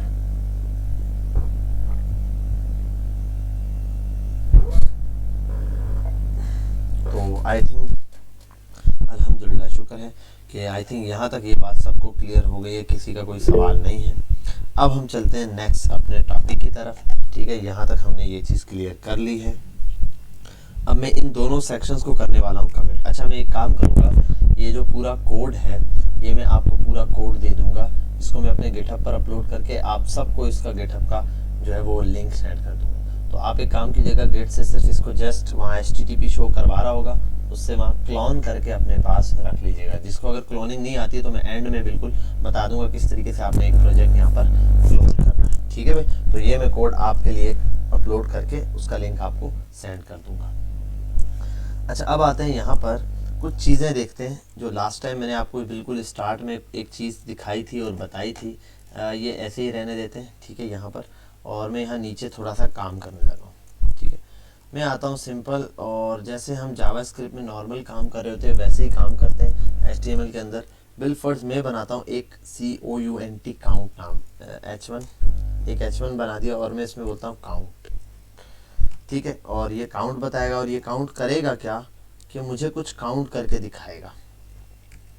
मैं चाहता हूँ इसके आगे कुछ नंबर हो, जो नंबरिंग मेरे पास यहाँ काउंटिंग शुरू हो 1 2 3 4। सिंपल एक छोटी सी एग्जांपल लेके चलते हैं कि मैं चाहता हूँ यहाँ पर कुछ काउंट होकर आ जाए। और उसके लिए मैं क्या करता हूँ कि एक वेरिएबल बनाता हूँ। स्टार्ट में यही काम होता है, लेट या कॉन्स्ट किसी के थ्रू भी बना सकता हूँ। मैं लेट लेता हूँ, लेट, और बिल फर्ज में बोल देता काउंटर, एक वेरिएबल बना लेता हूँ बराबर है, और इसको कोई भी वैल्यू दे सकता हूँ। बिल फर्ज में इसको दे देता हूँ अभी इनिशियल वैल्यू 10। सेव करता हूँ और यहाँ आने के बाद मुझे जावास्क्रिप्ट का कोड यूज़ करना है काउंटर, तो मैं यहाँ काउंटर यूज़ कर लेता हूँ, सेव करता हूँ, यहाँ आता हूँ, इसकी वैल्यू देखें 10 हो गई। यहाँ तक तो आई थिंक सबको ये बात क्लियर हो गई होगी बिल्कुल कि सिंपली ये आसान तरीके से किस तरीके से काम कर रहा है। और मैं एक काम करता हूँ, कलर इसका कर देता हूँ टेक्स्ट डेंजर, ठीक है भाई, ये हो गया। और टेक्स्ट सेंटर कर देता हूँ ताकि सेंटर भी आ जाए। हाँ, अब आई थिंक ये सबको क्लियर हो रहा होगा। अब मैं चाहता हूँ ये जो नंबर है इसको मैं अपडेट करना चाहता हूँ, ठीक है। सिंपल एक बटन बना देता हूँ, BUTN बटन डॉट BTN और डेंजर,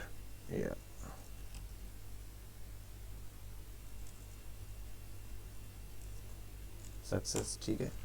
ये मैंने बना दिया एक बटन। और इस बटन को भी मैं सेम काम करता हूँ, सेंटर कर दूंगा। सेंटर करने के लिए फ़िलहाल मैं इसको सेंटर टैग ही यूज़ करता हूँ।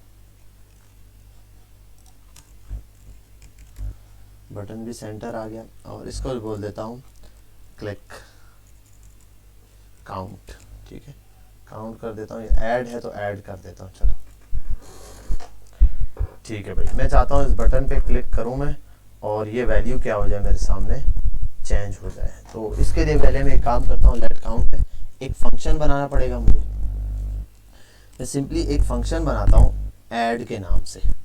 भाई यहाँ तक ये बिल्कुल स्टेप बाय स्टेप चीज़ आपको समझा रहा हूँ, आपने इसको समझना है। जहाँ किसी को कोई प्रॉब्लम हो तो पूछ लेगा, ठीक है। उसी वक्त आपने अपना माइक ऑन करना है, सर ये चीज़ समझा दें। बाकी इंशाल्लाह वीडियो भी आपको मिल जाएगी तो आपको चीज़ें क्लियर हो जाएंगी। ऐड का एक फंक्शन बनाता हूँ और इस फंक्शन के अंदर मैं सिंपल एक चीज़ ऐड करता हूँ। देखिए एक बटन है, ठीक है, और सिंपल करता हूँ इस कोड को भी, ये आ गया। और यहाँ एक HR ऐड करता हूँ स्लैश के साथ, ये रहा, और ये हो गया।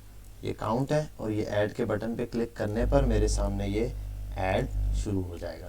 ये चीज़ मैं यहाँ पर फ़िलहाल चाहता हूँ। अच्छा, अब यहाँ जो फंक्शन बना रहा हूँ, आप जानते हैं भाई काउंट को मुझे अपडेट करना है, तो काउंट के लिए काउंटर, जो काउंटर को अपडेट करना है, प्लस इज इक्वल्स टू 1, इस तरह भी अपडेट करता है, यानी कि क्लिक करने के पर उस पर एक एक एलिमेंट ऐड होता जाए, ये वाली बात होती है, ठीक है, ये चीज़।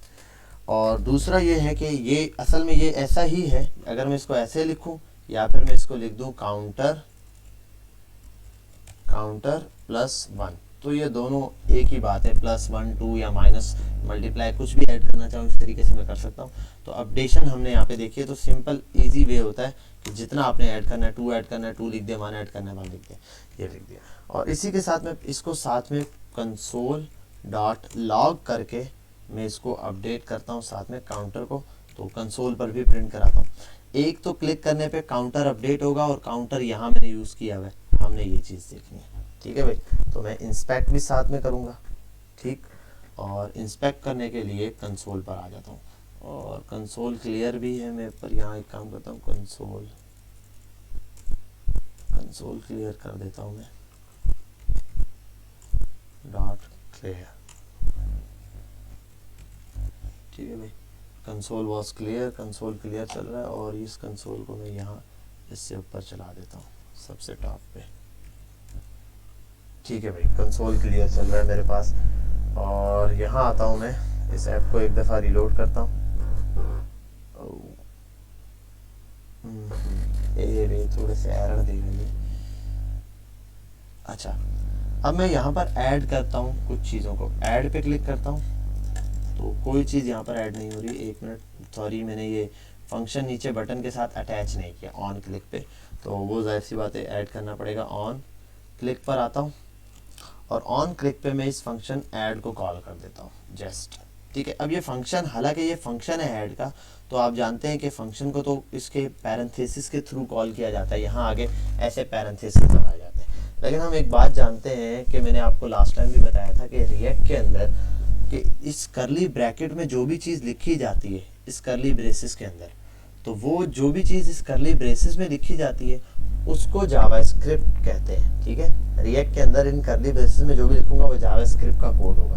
तो हम जानते हैं अगर जावास्क्रिप्ट के अंदर यहाँ में अगर किसी फंक्शन को ऐसे बुला दूँ तो उसका मतलब होता है वो फंक्शन क्या हो गया है, कॉल हो चुका है। अब वो फंक्शन डायरेक्ट रन हो जाएगा बिना क्लिक के। तो अगर यही काम मैं यहाँ पर करूँगा तो सेम काम हो जाएगा, ये फंक्शन ऑटो रन हो जाएगा।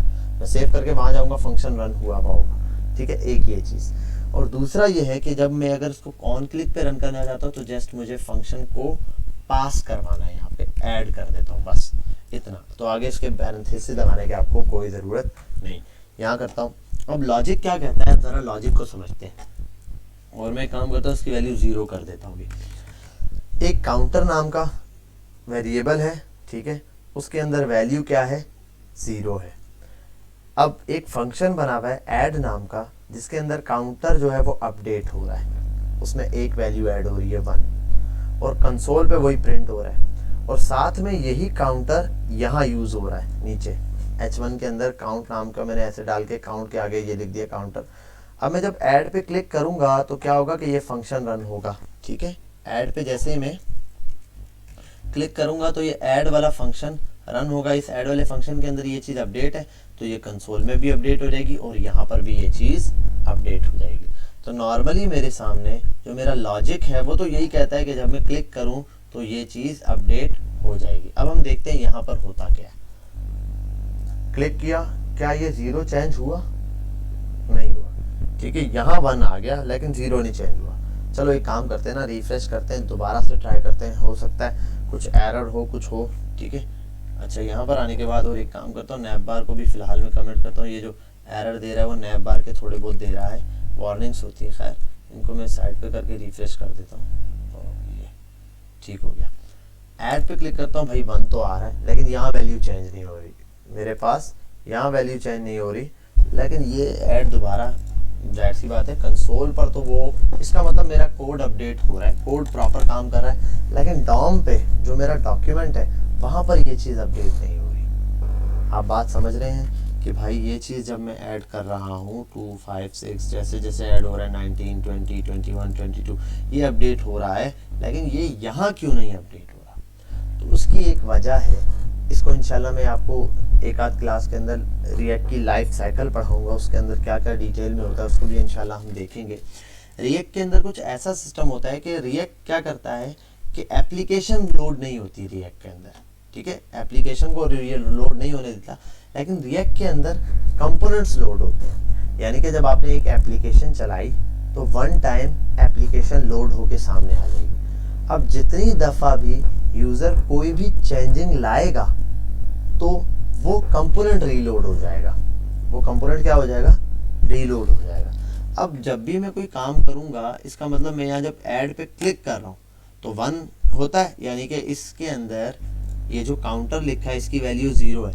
मैंने ऐड पे क्लिक किया, काउंटर के अंदर वैल्यू 1 ऐड हुई। अब ये काउंटर नाम का वेरिएबल की इनिशियल वैल्यू थी 0, काउंटर नाम के वेरिएबल की इनिशियल वैल्यू जो है वो 0 थी, लेकिन मेरे क्लिक करते ही काउंटर नाम की वेरिएबल के अंदर चेंजिंग आ गई। तो रिएक्ट के अंदर क्या होता है कि जब भी कोई वेरिएबल चेंज होता है या कोई भी पार्ट किसी का जब यूज़र चेंज करता है तो रिएक्ट एप्लीकेशन तो लोड नहीं करती, लेकिन वो कंपोनेंट लोड हो जाता है। अब कंपोनेंट जब लोड होता है तो जाहिर सी बात है जहां ये वेरिएबल काउंटर के अंदर चेंजिंग आई, काउंटर यहाँ पर अपडेट हुआ, तो रिएक्ट को पता चल गया। इसके अंदर हमारे पास रिएक्ट के अंदर एक मेथड होता है, ठीक है, वॉच ड्रॉप नाम का, कि वॉच ड्रॉप नाम का मेथड, उसका काम ही ये होता है कि जब भी कोई आपको किसी वेरिएबल में चेंजिंग देखने को मिले कि उसमें कोई अपडेशन आ रही है, कुछ अपडेट हो रहा है, तो आपने उसी वक्त वैल्यू को, पूरे कंपोनेंट को रीलोड करना है। अब जैसे ही मैं काउंटर पे लिखता हूँ 0 और काउंटर पे ऐड फंक्शन लगाकर जैसे ही क्लिक करता हूँ तो काउंटर की वैल्यू हो गई 1, तो यहाँ पर इस वॉच ड्रॉप को पता चल जाता है कि भाई यहाँ पर जो है एक काउंटर नाम का वेरिएबल है जिसकी वैल्यू चेंज हुई है, तो ऐप को क्या कर दो, रीलोड कर दो। तो ये जो कंपोनेंट है मेरा ये पूरा रीलोड हो जाता है। अब जाहिर सी बात है जैसे ही कंपोनेंट रीलोड होगा तो कंपोनेंट की इनिशियल वैल्यू कंसोल क्लियर था, ठीक है, यहाँ पर आया इनिशियल वैल्यू काउंटर की क्या हो गई 0। अब फिर से वो बोलेगा बटन क्लिक करो, तो इनिशियल वैल्यू दोबारा घूम फिर के वो अपनी वैल्यू पर आ जाता है। इतना माइक्रो लेवल पर ये काम होता है। जब मैं क्लिक करता हूँ वैल्यू अपडेट होकर दोबारा वो वॉच ड्रॉप उस कंपोनेंट को रिलोड करवा देता है, हम उस वैल्यू को देख भी नहीं पाते। ठीक है, तो हालांकि उसमें वैल्यू में ये 1 ऐड होता है, जैसे ही 1 ऐड होता है फौरन से कंपोनेंट रिलोड होता है और यहाँ पर 0 हमें दिखाई देता है। तो ये एक रिएक्ट के अंदर आप समझ लें कि एरर है, ये जो ब्लंडर आ गया है जिसको यहाँ पर, अब ये कंपोनेंट जाहिर सी बात है कि इशू है आ गया है, तो अब ऐसा तो नहीं हो सकता कि इसका कोई सॉल्यूशन नहीं होगा, कुछ तो ऐसा होगा जिसके थ्रू ये काम करते हैं। तो रिएक्ट वालों ने इस चीज़ को सॉल्व करने के लिए, अब जाहिर सी बात है कंपोनेंट रिलोड होगा, कंपोनेंट रिलोड के हमने देखा बहुत ज़्यादा फायदे हैं भाई। एक वीडियो पड़ी हुई है, सारे कंपोनेंट्स एक जगह है, नैप बार भी पड़ा है। जैसे मैं सिंपल आ जाऊँ यहाँ पर यूट्यूब पर आ जाऊँ, ठीक, तो यूट्यूब पर आने के बाद मैं किसी एक वीडियो पर क्लिक करूँगा आपके सामने, और ठीक है, और यहाँ हम देखते हैं सिंपल, जैसे मैंने यहाँ आया, यहाँ क्लिक किया मैंने, अब ये देखें नैप बार वगैरह सब कुछ अपनी ये जगह ही है। 1000 रुपए से स्टार्ट होता है। ठीक है, और मैं यहाँ क्लिक कर देता हूँ। अब देखें नैप बार नहीं लोड हुआ, पेज नहीं लोड हुआ, सिर्फ क्या लोड हुआ, वीडियोस और ये वीडियो। ठीक है, तो वीडियोस, ये वाली वीडियो चेंज हुई, ये कंपोनेंट में ये जो चीज़ें चेंज हुई, ये वीडियो, नैप बार अपनी जगह है, ये वाला साइड बार अपनी जगह है, ये सब चेंज नहीं हुआ। तो हुआ क्या है कि सिर्फ ये कंपोनेंट लोड हुआ है। अब मसला है कंपोनेंट लोड होने पे अगर यूज़र कोई वैल्यू देगा तो उसको पता चला कोई चीज़ यूज़र की वजह से चेंज हुई है, तो एप्लीकेशन तुम्हारी रीलोड हो जाएगी। अब जब एप्लीकेशन रीलोड होगी तो प्रॉब्लम क्रिएट हो जाएगी। अब इसके लिए क्या सॉल्यूशन है? इसके लिए सॉल्यूशन ये है कि रिएक्ट के अंदर जब स्टार्ट में ये काम चला तो रिएक्ट वालों ने इसका सॉल्यूशन निकालने के लिए एक लाइब्रेरी निकाली जिसको हम कहते हैं रिडक्स।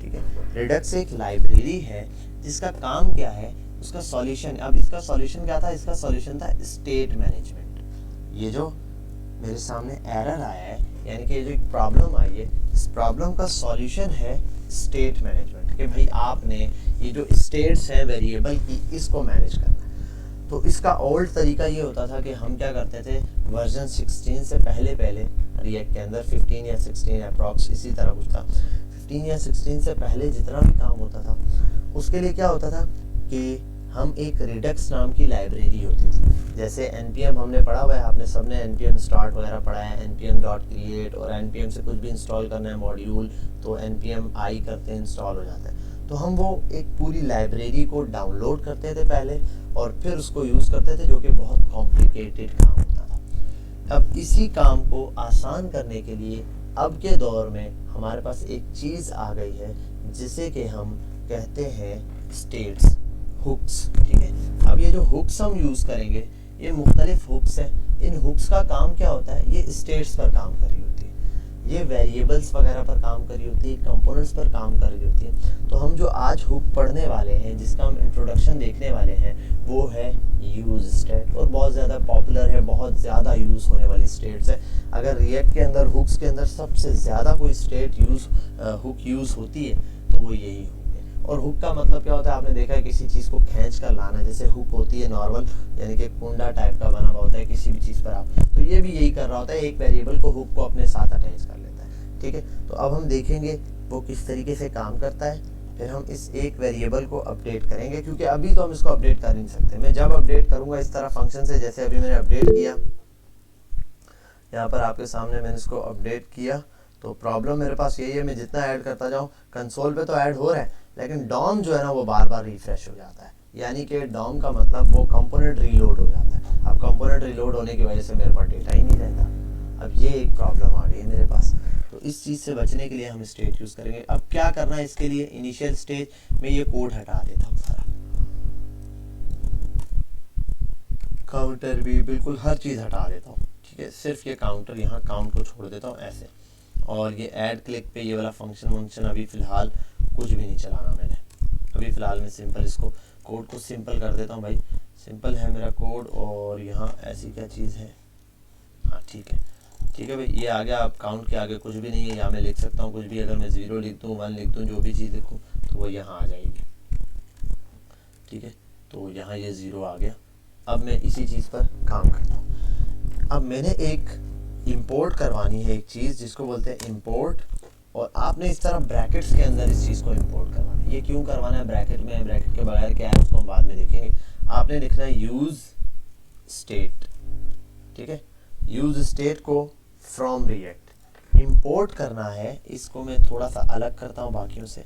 आपने इंपोर्ट करनी है यूज़ स्टेट फ्रॉम रिएक्ट। ये यूज़ स्टेट नाम की हुक है जिसको आप रिएक्ट से इंपोर्ट करवा रहे हैं। सिंपल सा एक काम है। दूसरा स्टेप है आपने यूज़ स्टेट को यूज़ करना।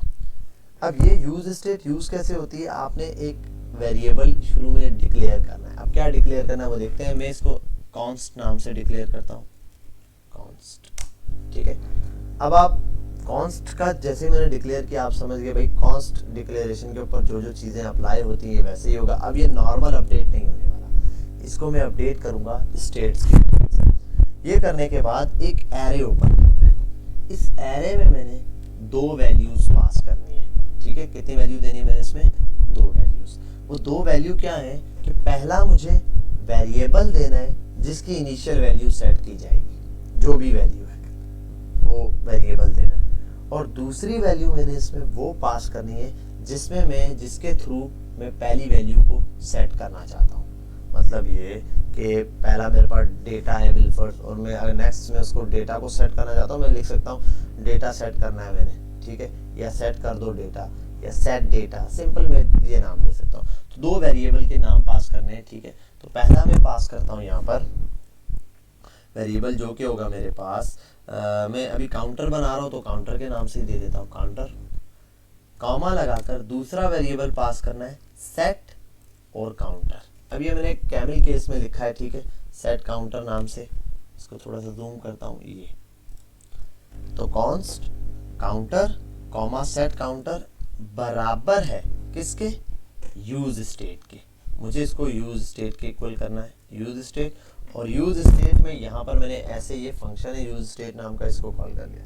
अब यहाँ पर मुझे कुछ इनिशियल वैल्यू पास करनी है। यहाँ पर जो भी मैं इनिशियल वैल्यू पास करूँगा वो वैल्यू इस काउंटर की वैल्यू सेट हो जाएगी। किसकी वैल्यू सेट होगी, वो काउंटर की जाएगी। देख लेते हैं। अभी यहाँ मैं फिलहाल पास करता हूँ 0 और सेव करता हूँ इसको, और यहाँ आता हूँ और काउंटर को जस्ट एक काम करूँगा, कंसोल डॉट लॉग करके काउंटर को मैं सिंपल सेव करवाता हूँ और काउंटर प्रिंट करवा देता हूँ। यहाँ आने के बाद ज़रा देखता हूँ मैं कंसोल पर, और ये देखें ये 0 आ गया, ठीक है भाई, ये 0 मेरे सामने आ गया। ये जो 0 आया है ये है, ठीक है। अब इसी चीज़ को मैंने देखना है कि किस तरीके से ये काम कर रहा है। अच्छा, अब यहाँ पर आता हूँ मैंने देख लिया भाई कंसोल पे काउंटर। अच्छा, अब ये क्या होता है कि कंसोल पर ये जो पहली चीज़ मैंने प्रिंट करवाई है काउंटर, ये तो वो वेरिएबल है जो इनिशियलाइज होगा, इनिशियली वैल्यू लेगा। ये जो दूसरे नाम का मेरा वेरिएबल है, ये वेरिएबल है असल में फंक्शन है। ये एक वेरिएबल वो है जो फंक्शन है, ठीक है। ये असल में वेरिएबल नहीं, ये एक फंक्शन है, या आप बोल दो एरो फंक्शन हो सकता है। वो फंक्शन है जो वेरिएबल के अंदर स्टोर किया गया। तो सेट काउंटर एक वेरिएबल है जिसके अंदर फंक्शन है। अब ये फंक्शन है, इसको कैसे हम साबित करेंगे, तो मैं यहाँ इस काम करता हूँ, एक और करता हूँ कंसोल डॉट लॉग, और यहाँ पर मैं इसको प्रिंट करा देता हूँ सेट काउंटर को। सेट काउंटर को प्रिंट कराऊंगा और इस साथ में यहाँ एक काम करता हूँ, देखता हूँ इनिशियल वैल्यू क्या सेट हो रही है। मैं इसको 10 सेट करता हूँ, सेव करता हूँ और यहाँ जाता हूँ। अब ज़रा आप देखें, रिफ्रेश करता हूँ 1 टाइम। ये पहले देखें 10 आया, तो 10 किसकी वैल्यू है, काउंटर की, क्लियर।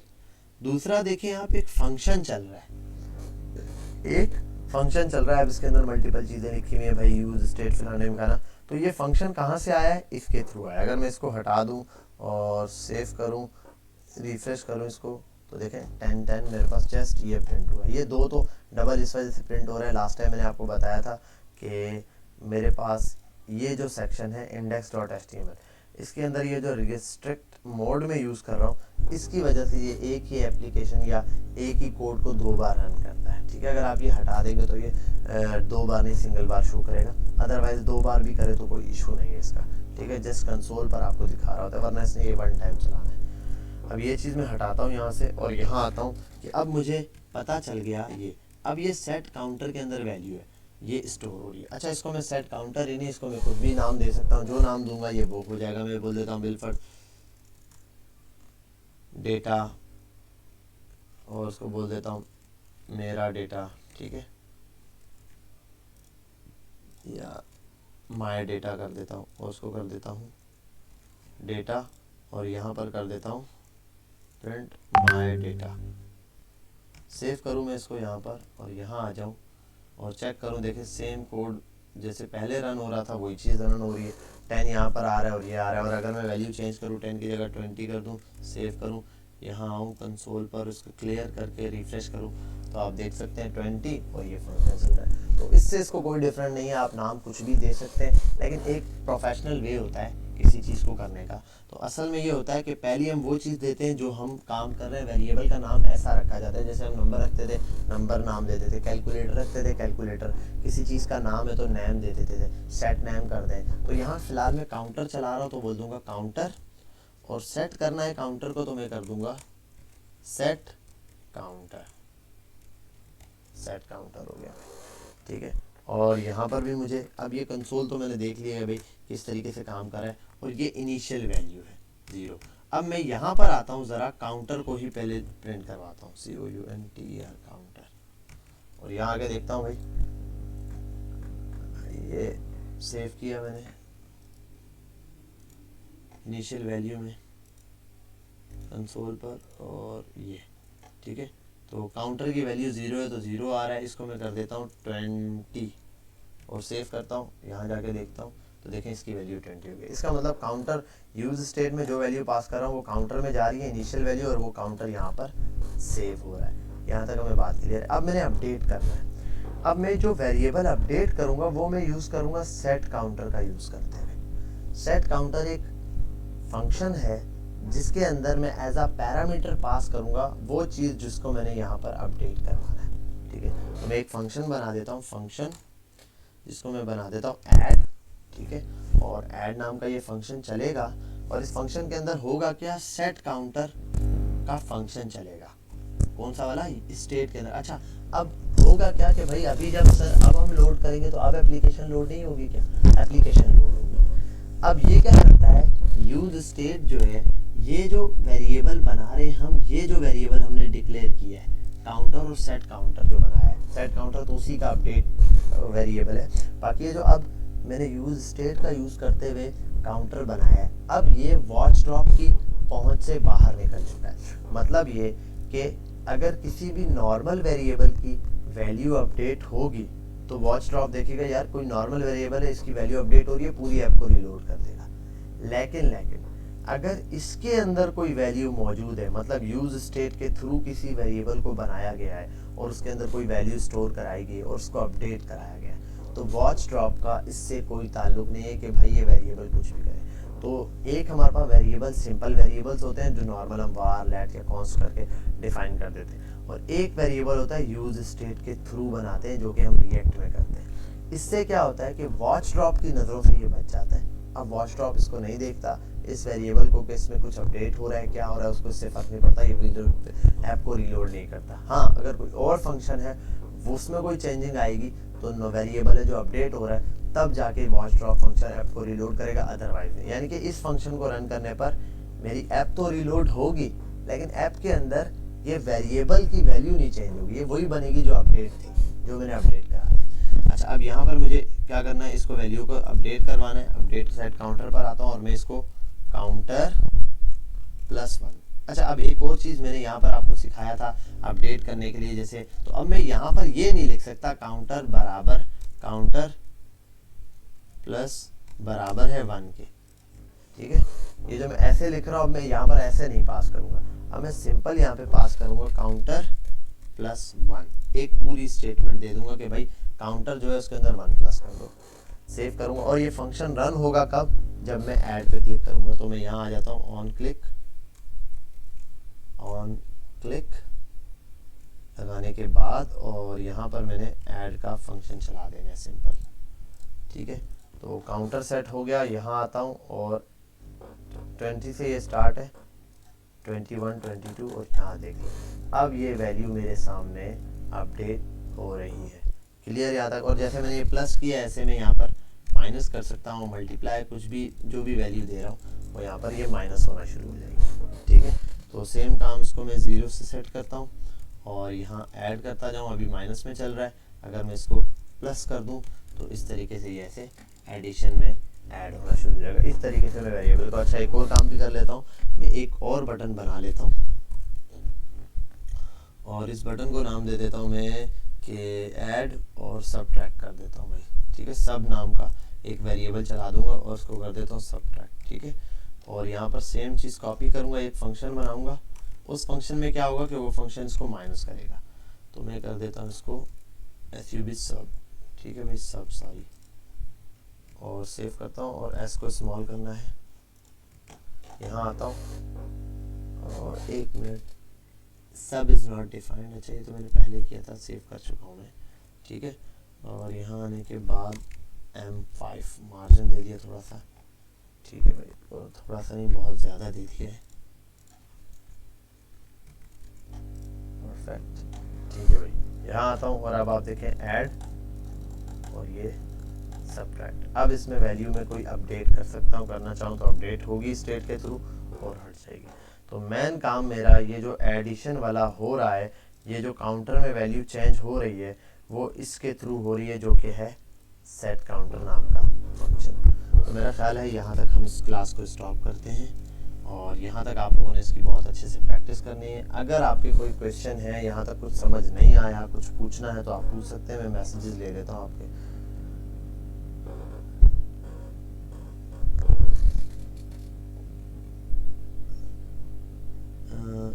हाँ भाई ऐसा तो होगा, आप जैसे कह रहे हैं कि कुछ फंक्शंस हैं, जाहिर सी बात है जहाँ आप कोई अपडेट चला रहे होंगे और नॉर्मल अपडेट जैसे जावास्क्रिप्ट में करते थे वैसे अपडेट करेंगे तो वो अपडेट नहीं होगा।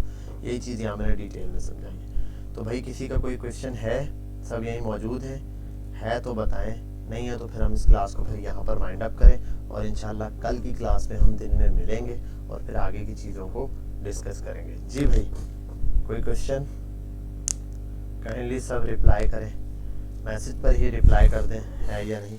बाकी मैं ये कोड जो है वो गेट पर अपलोड कर देता हूँ, ठीक है। हेलो हेलो हेलो हेलो, आवाज़ आ रही है सबको भाई? कहाँ गए सब? ठीक है भाई, क्लियर, डन सर, ठीक है। और कोई? और मैं यहाँ आता हूँ, मैं गिटहब पर ये काम अपलोड कर देता हूँ, ठीक है। फर्क शाहनवाज डन, ठीक है। मैं एक काम करता हूँ, गिटहब पर एक रैपो बनाता हूँ फटाफट से और इसको यहाँ पर वो कर देता हूँ। आज हमने इंट्रोडक्शन टू यूज स्टेट, ठीक है, इंट्रोडक्शन टू यूज स्टेट के नाम से मैंने ये बना दिया है।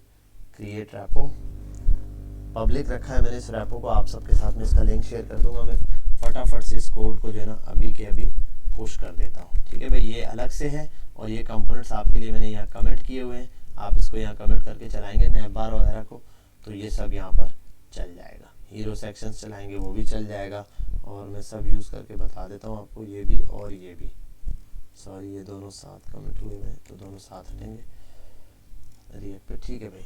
ये सारी चीज़ें यहाँ पर, तो ये अपडेटिंग भी चल रहा है और ये भी चल रहा है, नैब बार भी, और कंप्लीट काम हो रहा है, ठीक है भाई। तो मैं यहाँ आता हूँ, इस कोड को बंद करता हूँ अभी और इसको सिंपली ऐप को भी बंद करता हूँ। मैं यहाँ जस्ट इसको अपडेट करता हूँ, फिर मैं आपको बता देता हूँ आपने किस तरीके से क्लोन करना है रिएक्ट पर। और सॉरी स्टेट लेक्चर था CMD गेट इनिट और गेट कनेक्शन बनाना है मैंने, जस्ट उसके लिए मैं ये कर देता हूँ।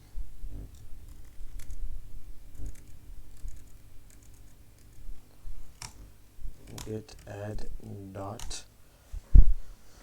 और gate commit -m props and use state, ठीक है।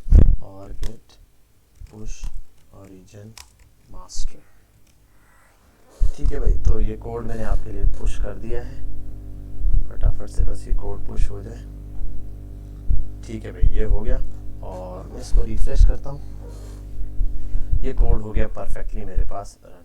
अब आपने इस कोड को चलाना किस तरीके से मैं आपके सिंपल बता देता हूँ। मैं आपको ये लिंक कॉपी करता हूँ और अभी अभी आपके साथ में यहाँ क्लासरूम पर आपके व्हाट्सएप पर ये लिंक शेयर कर दूँगा और क्लासरूम पर भी। ठीक है, ठीक है, ये कोड हो गया शेयर। आप इस कोड पे जैसे ही क्लिक करेंगे तो आप मेरी इस रेपो में यहाँ पहुँच जाएंगे। ठीक है, यहाँ आएंगे तो यहाँ पर आपको ऑप्शन मिल रहा है डाउनलोड का। आप जिप डाउनलोड भी कर सकते हैं, सिंपल डाउनलोड करें, जिप को एक्सट्रैक्ट करें, नहीं तो ये दिया हुआ है HTTPS में स्टार्ट में ये क्लोनिंग का। आप इसको कॉपी करें और जिस फोल्डर में आपको चाहिए, जहाँ चाहिए आप एक न्यू फोल्डर बनाएं, यहाँ जाएं, जस्ट CMD ओपन करें और लिखें git स्पेस क्लोन और ये लिंक पेस्ट कर दें। जैसे आप लगाएंगे 1 से 2 मिनट के अंदर आपके पास फटाफट से 1 से 2 मिनट में तो 4 सेकंड के अंदर आपके पास पूरा कोड आ गया। अच्छा, अब आप अगर इस कोड को रन करेंगे तो ये फटाफट रन नहीं होने वाला। ठीक है, ये कहेगा कि मॉड सब फाइल्स आपको मिल गई, पब्लिक की फाइल मिल गई, देखें आपको सोर्स की फाइल मिल गई, जो मैंने बनाया कंपोनेंट्स वो भी है, ऐप देखें सेम फाइल है, app.css और app.jsx सेम फाइल है। लेकिन इसको रन करने के लिए आपको स्टार्ट में एक चीज़ करनी पड़ेगी कि मॉड्यूल की फाइल चाहिए। तो मॉड्यूल की फाइल के लिए आपने सिंपल यहाँ पर आना है, यानी कि टर्मिनल ओपन करना है और लिखना है npm i बस, और लिख के एंटर मार देना है, आपके पास वो मॉड्यूल पूरा इंस्टॉल हो जाएगा। उसके बाद आप npm स्टार्ट करेंगे जिस तरीके से नॉर्मल करता है। आपकी मॉड्यूल की फाइल जो मिसिंग है यहाँ पर, क्योंकि मॉड्यूल की फाइल हम पुश नहीं करते साथ, तो ऑटो इग्नोर होती है, तो वो यहाँ आ जाएगी, आप कोड रन करेंगे आपके पास चल जाएगा। ठीक है भाई, तो मेरा ख्याल है यहाँ तक हमने ये चीज़ें देख ली हैं, मैंने आपको क्लोनिंग भी बता दी है, तो इसको आप सिंपली क्लोन करके चेक कर लीजिएगा। ठीक है जी, किसी का कोई सवाल है या मैं वाइंड अप कर दूं क्लास को? यहाँ पर क्लियर है भाई? वाइंड अप कर दूं मैं क्लास को? Hello, yes sir. ठीक है भाई, ठीक है जी, इंशाल्लाह फिर कल मुलाकात करते हैं। तो जो बच्चे उठे सुबह तो वो इसकी अच्छी प्रैक्टिस कर लें, कोई भी क्वेश्चन हो इसके हवाले से तो उसको जो है ना आप नोट डाउन कर लीजिएगा और कल इंशाल्लाह क्लास में पूछिएगा। कल हम इंशाल्लाह आगे यूज स्टेट को ही लेके चलेंगे, उससे काफ़ी सारा हमने काम करना है, तो कैसे कैसे होगा, क्या क्या चीज़ें यूज स्टेट के लिए ज़रूरी है वो हम देखेंगे। ठीक है भाई, तो कोशिश कीजिएगा कल की क्लास में सब बच्चे टाइम से पहुंच जाए, तकरीबन 2 बजे तक नमाज़ पढ़ के सब फ्री हो जाएंगे अपने एरिए से, तो 2 बजे निकल आए, 3 बजे तक आराम से हम पहुंच जाएंगे। ठीक है जी, सब अपना ख्याल रखिएगा, अल्लाह हाफिज़। और ये रिकॉर्डिंग इंशाल्लाह में आपको कल ही मिलेगी, आज तो नहीं पॉसिबल, क्योंकि कल मैं सर बासित को USB में डाल कर दे दूँगा, तो सर बासित जो है ना इसको अपलोड कर देंगे कल के दिन। ठीक है जी, अल्लाह हाफिज़।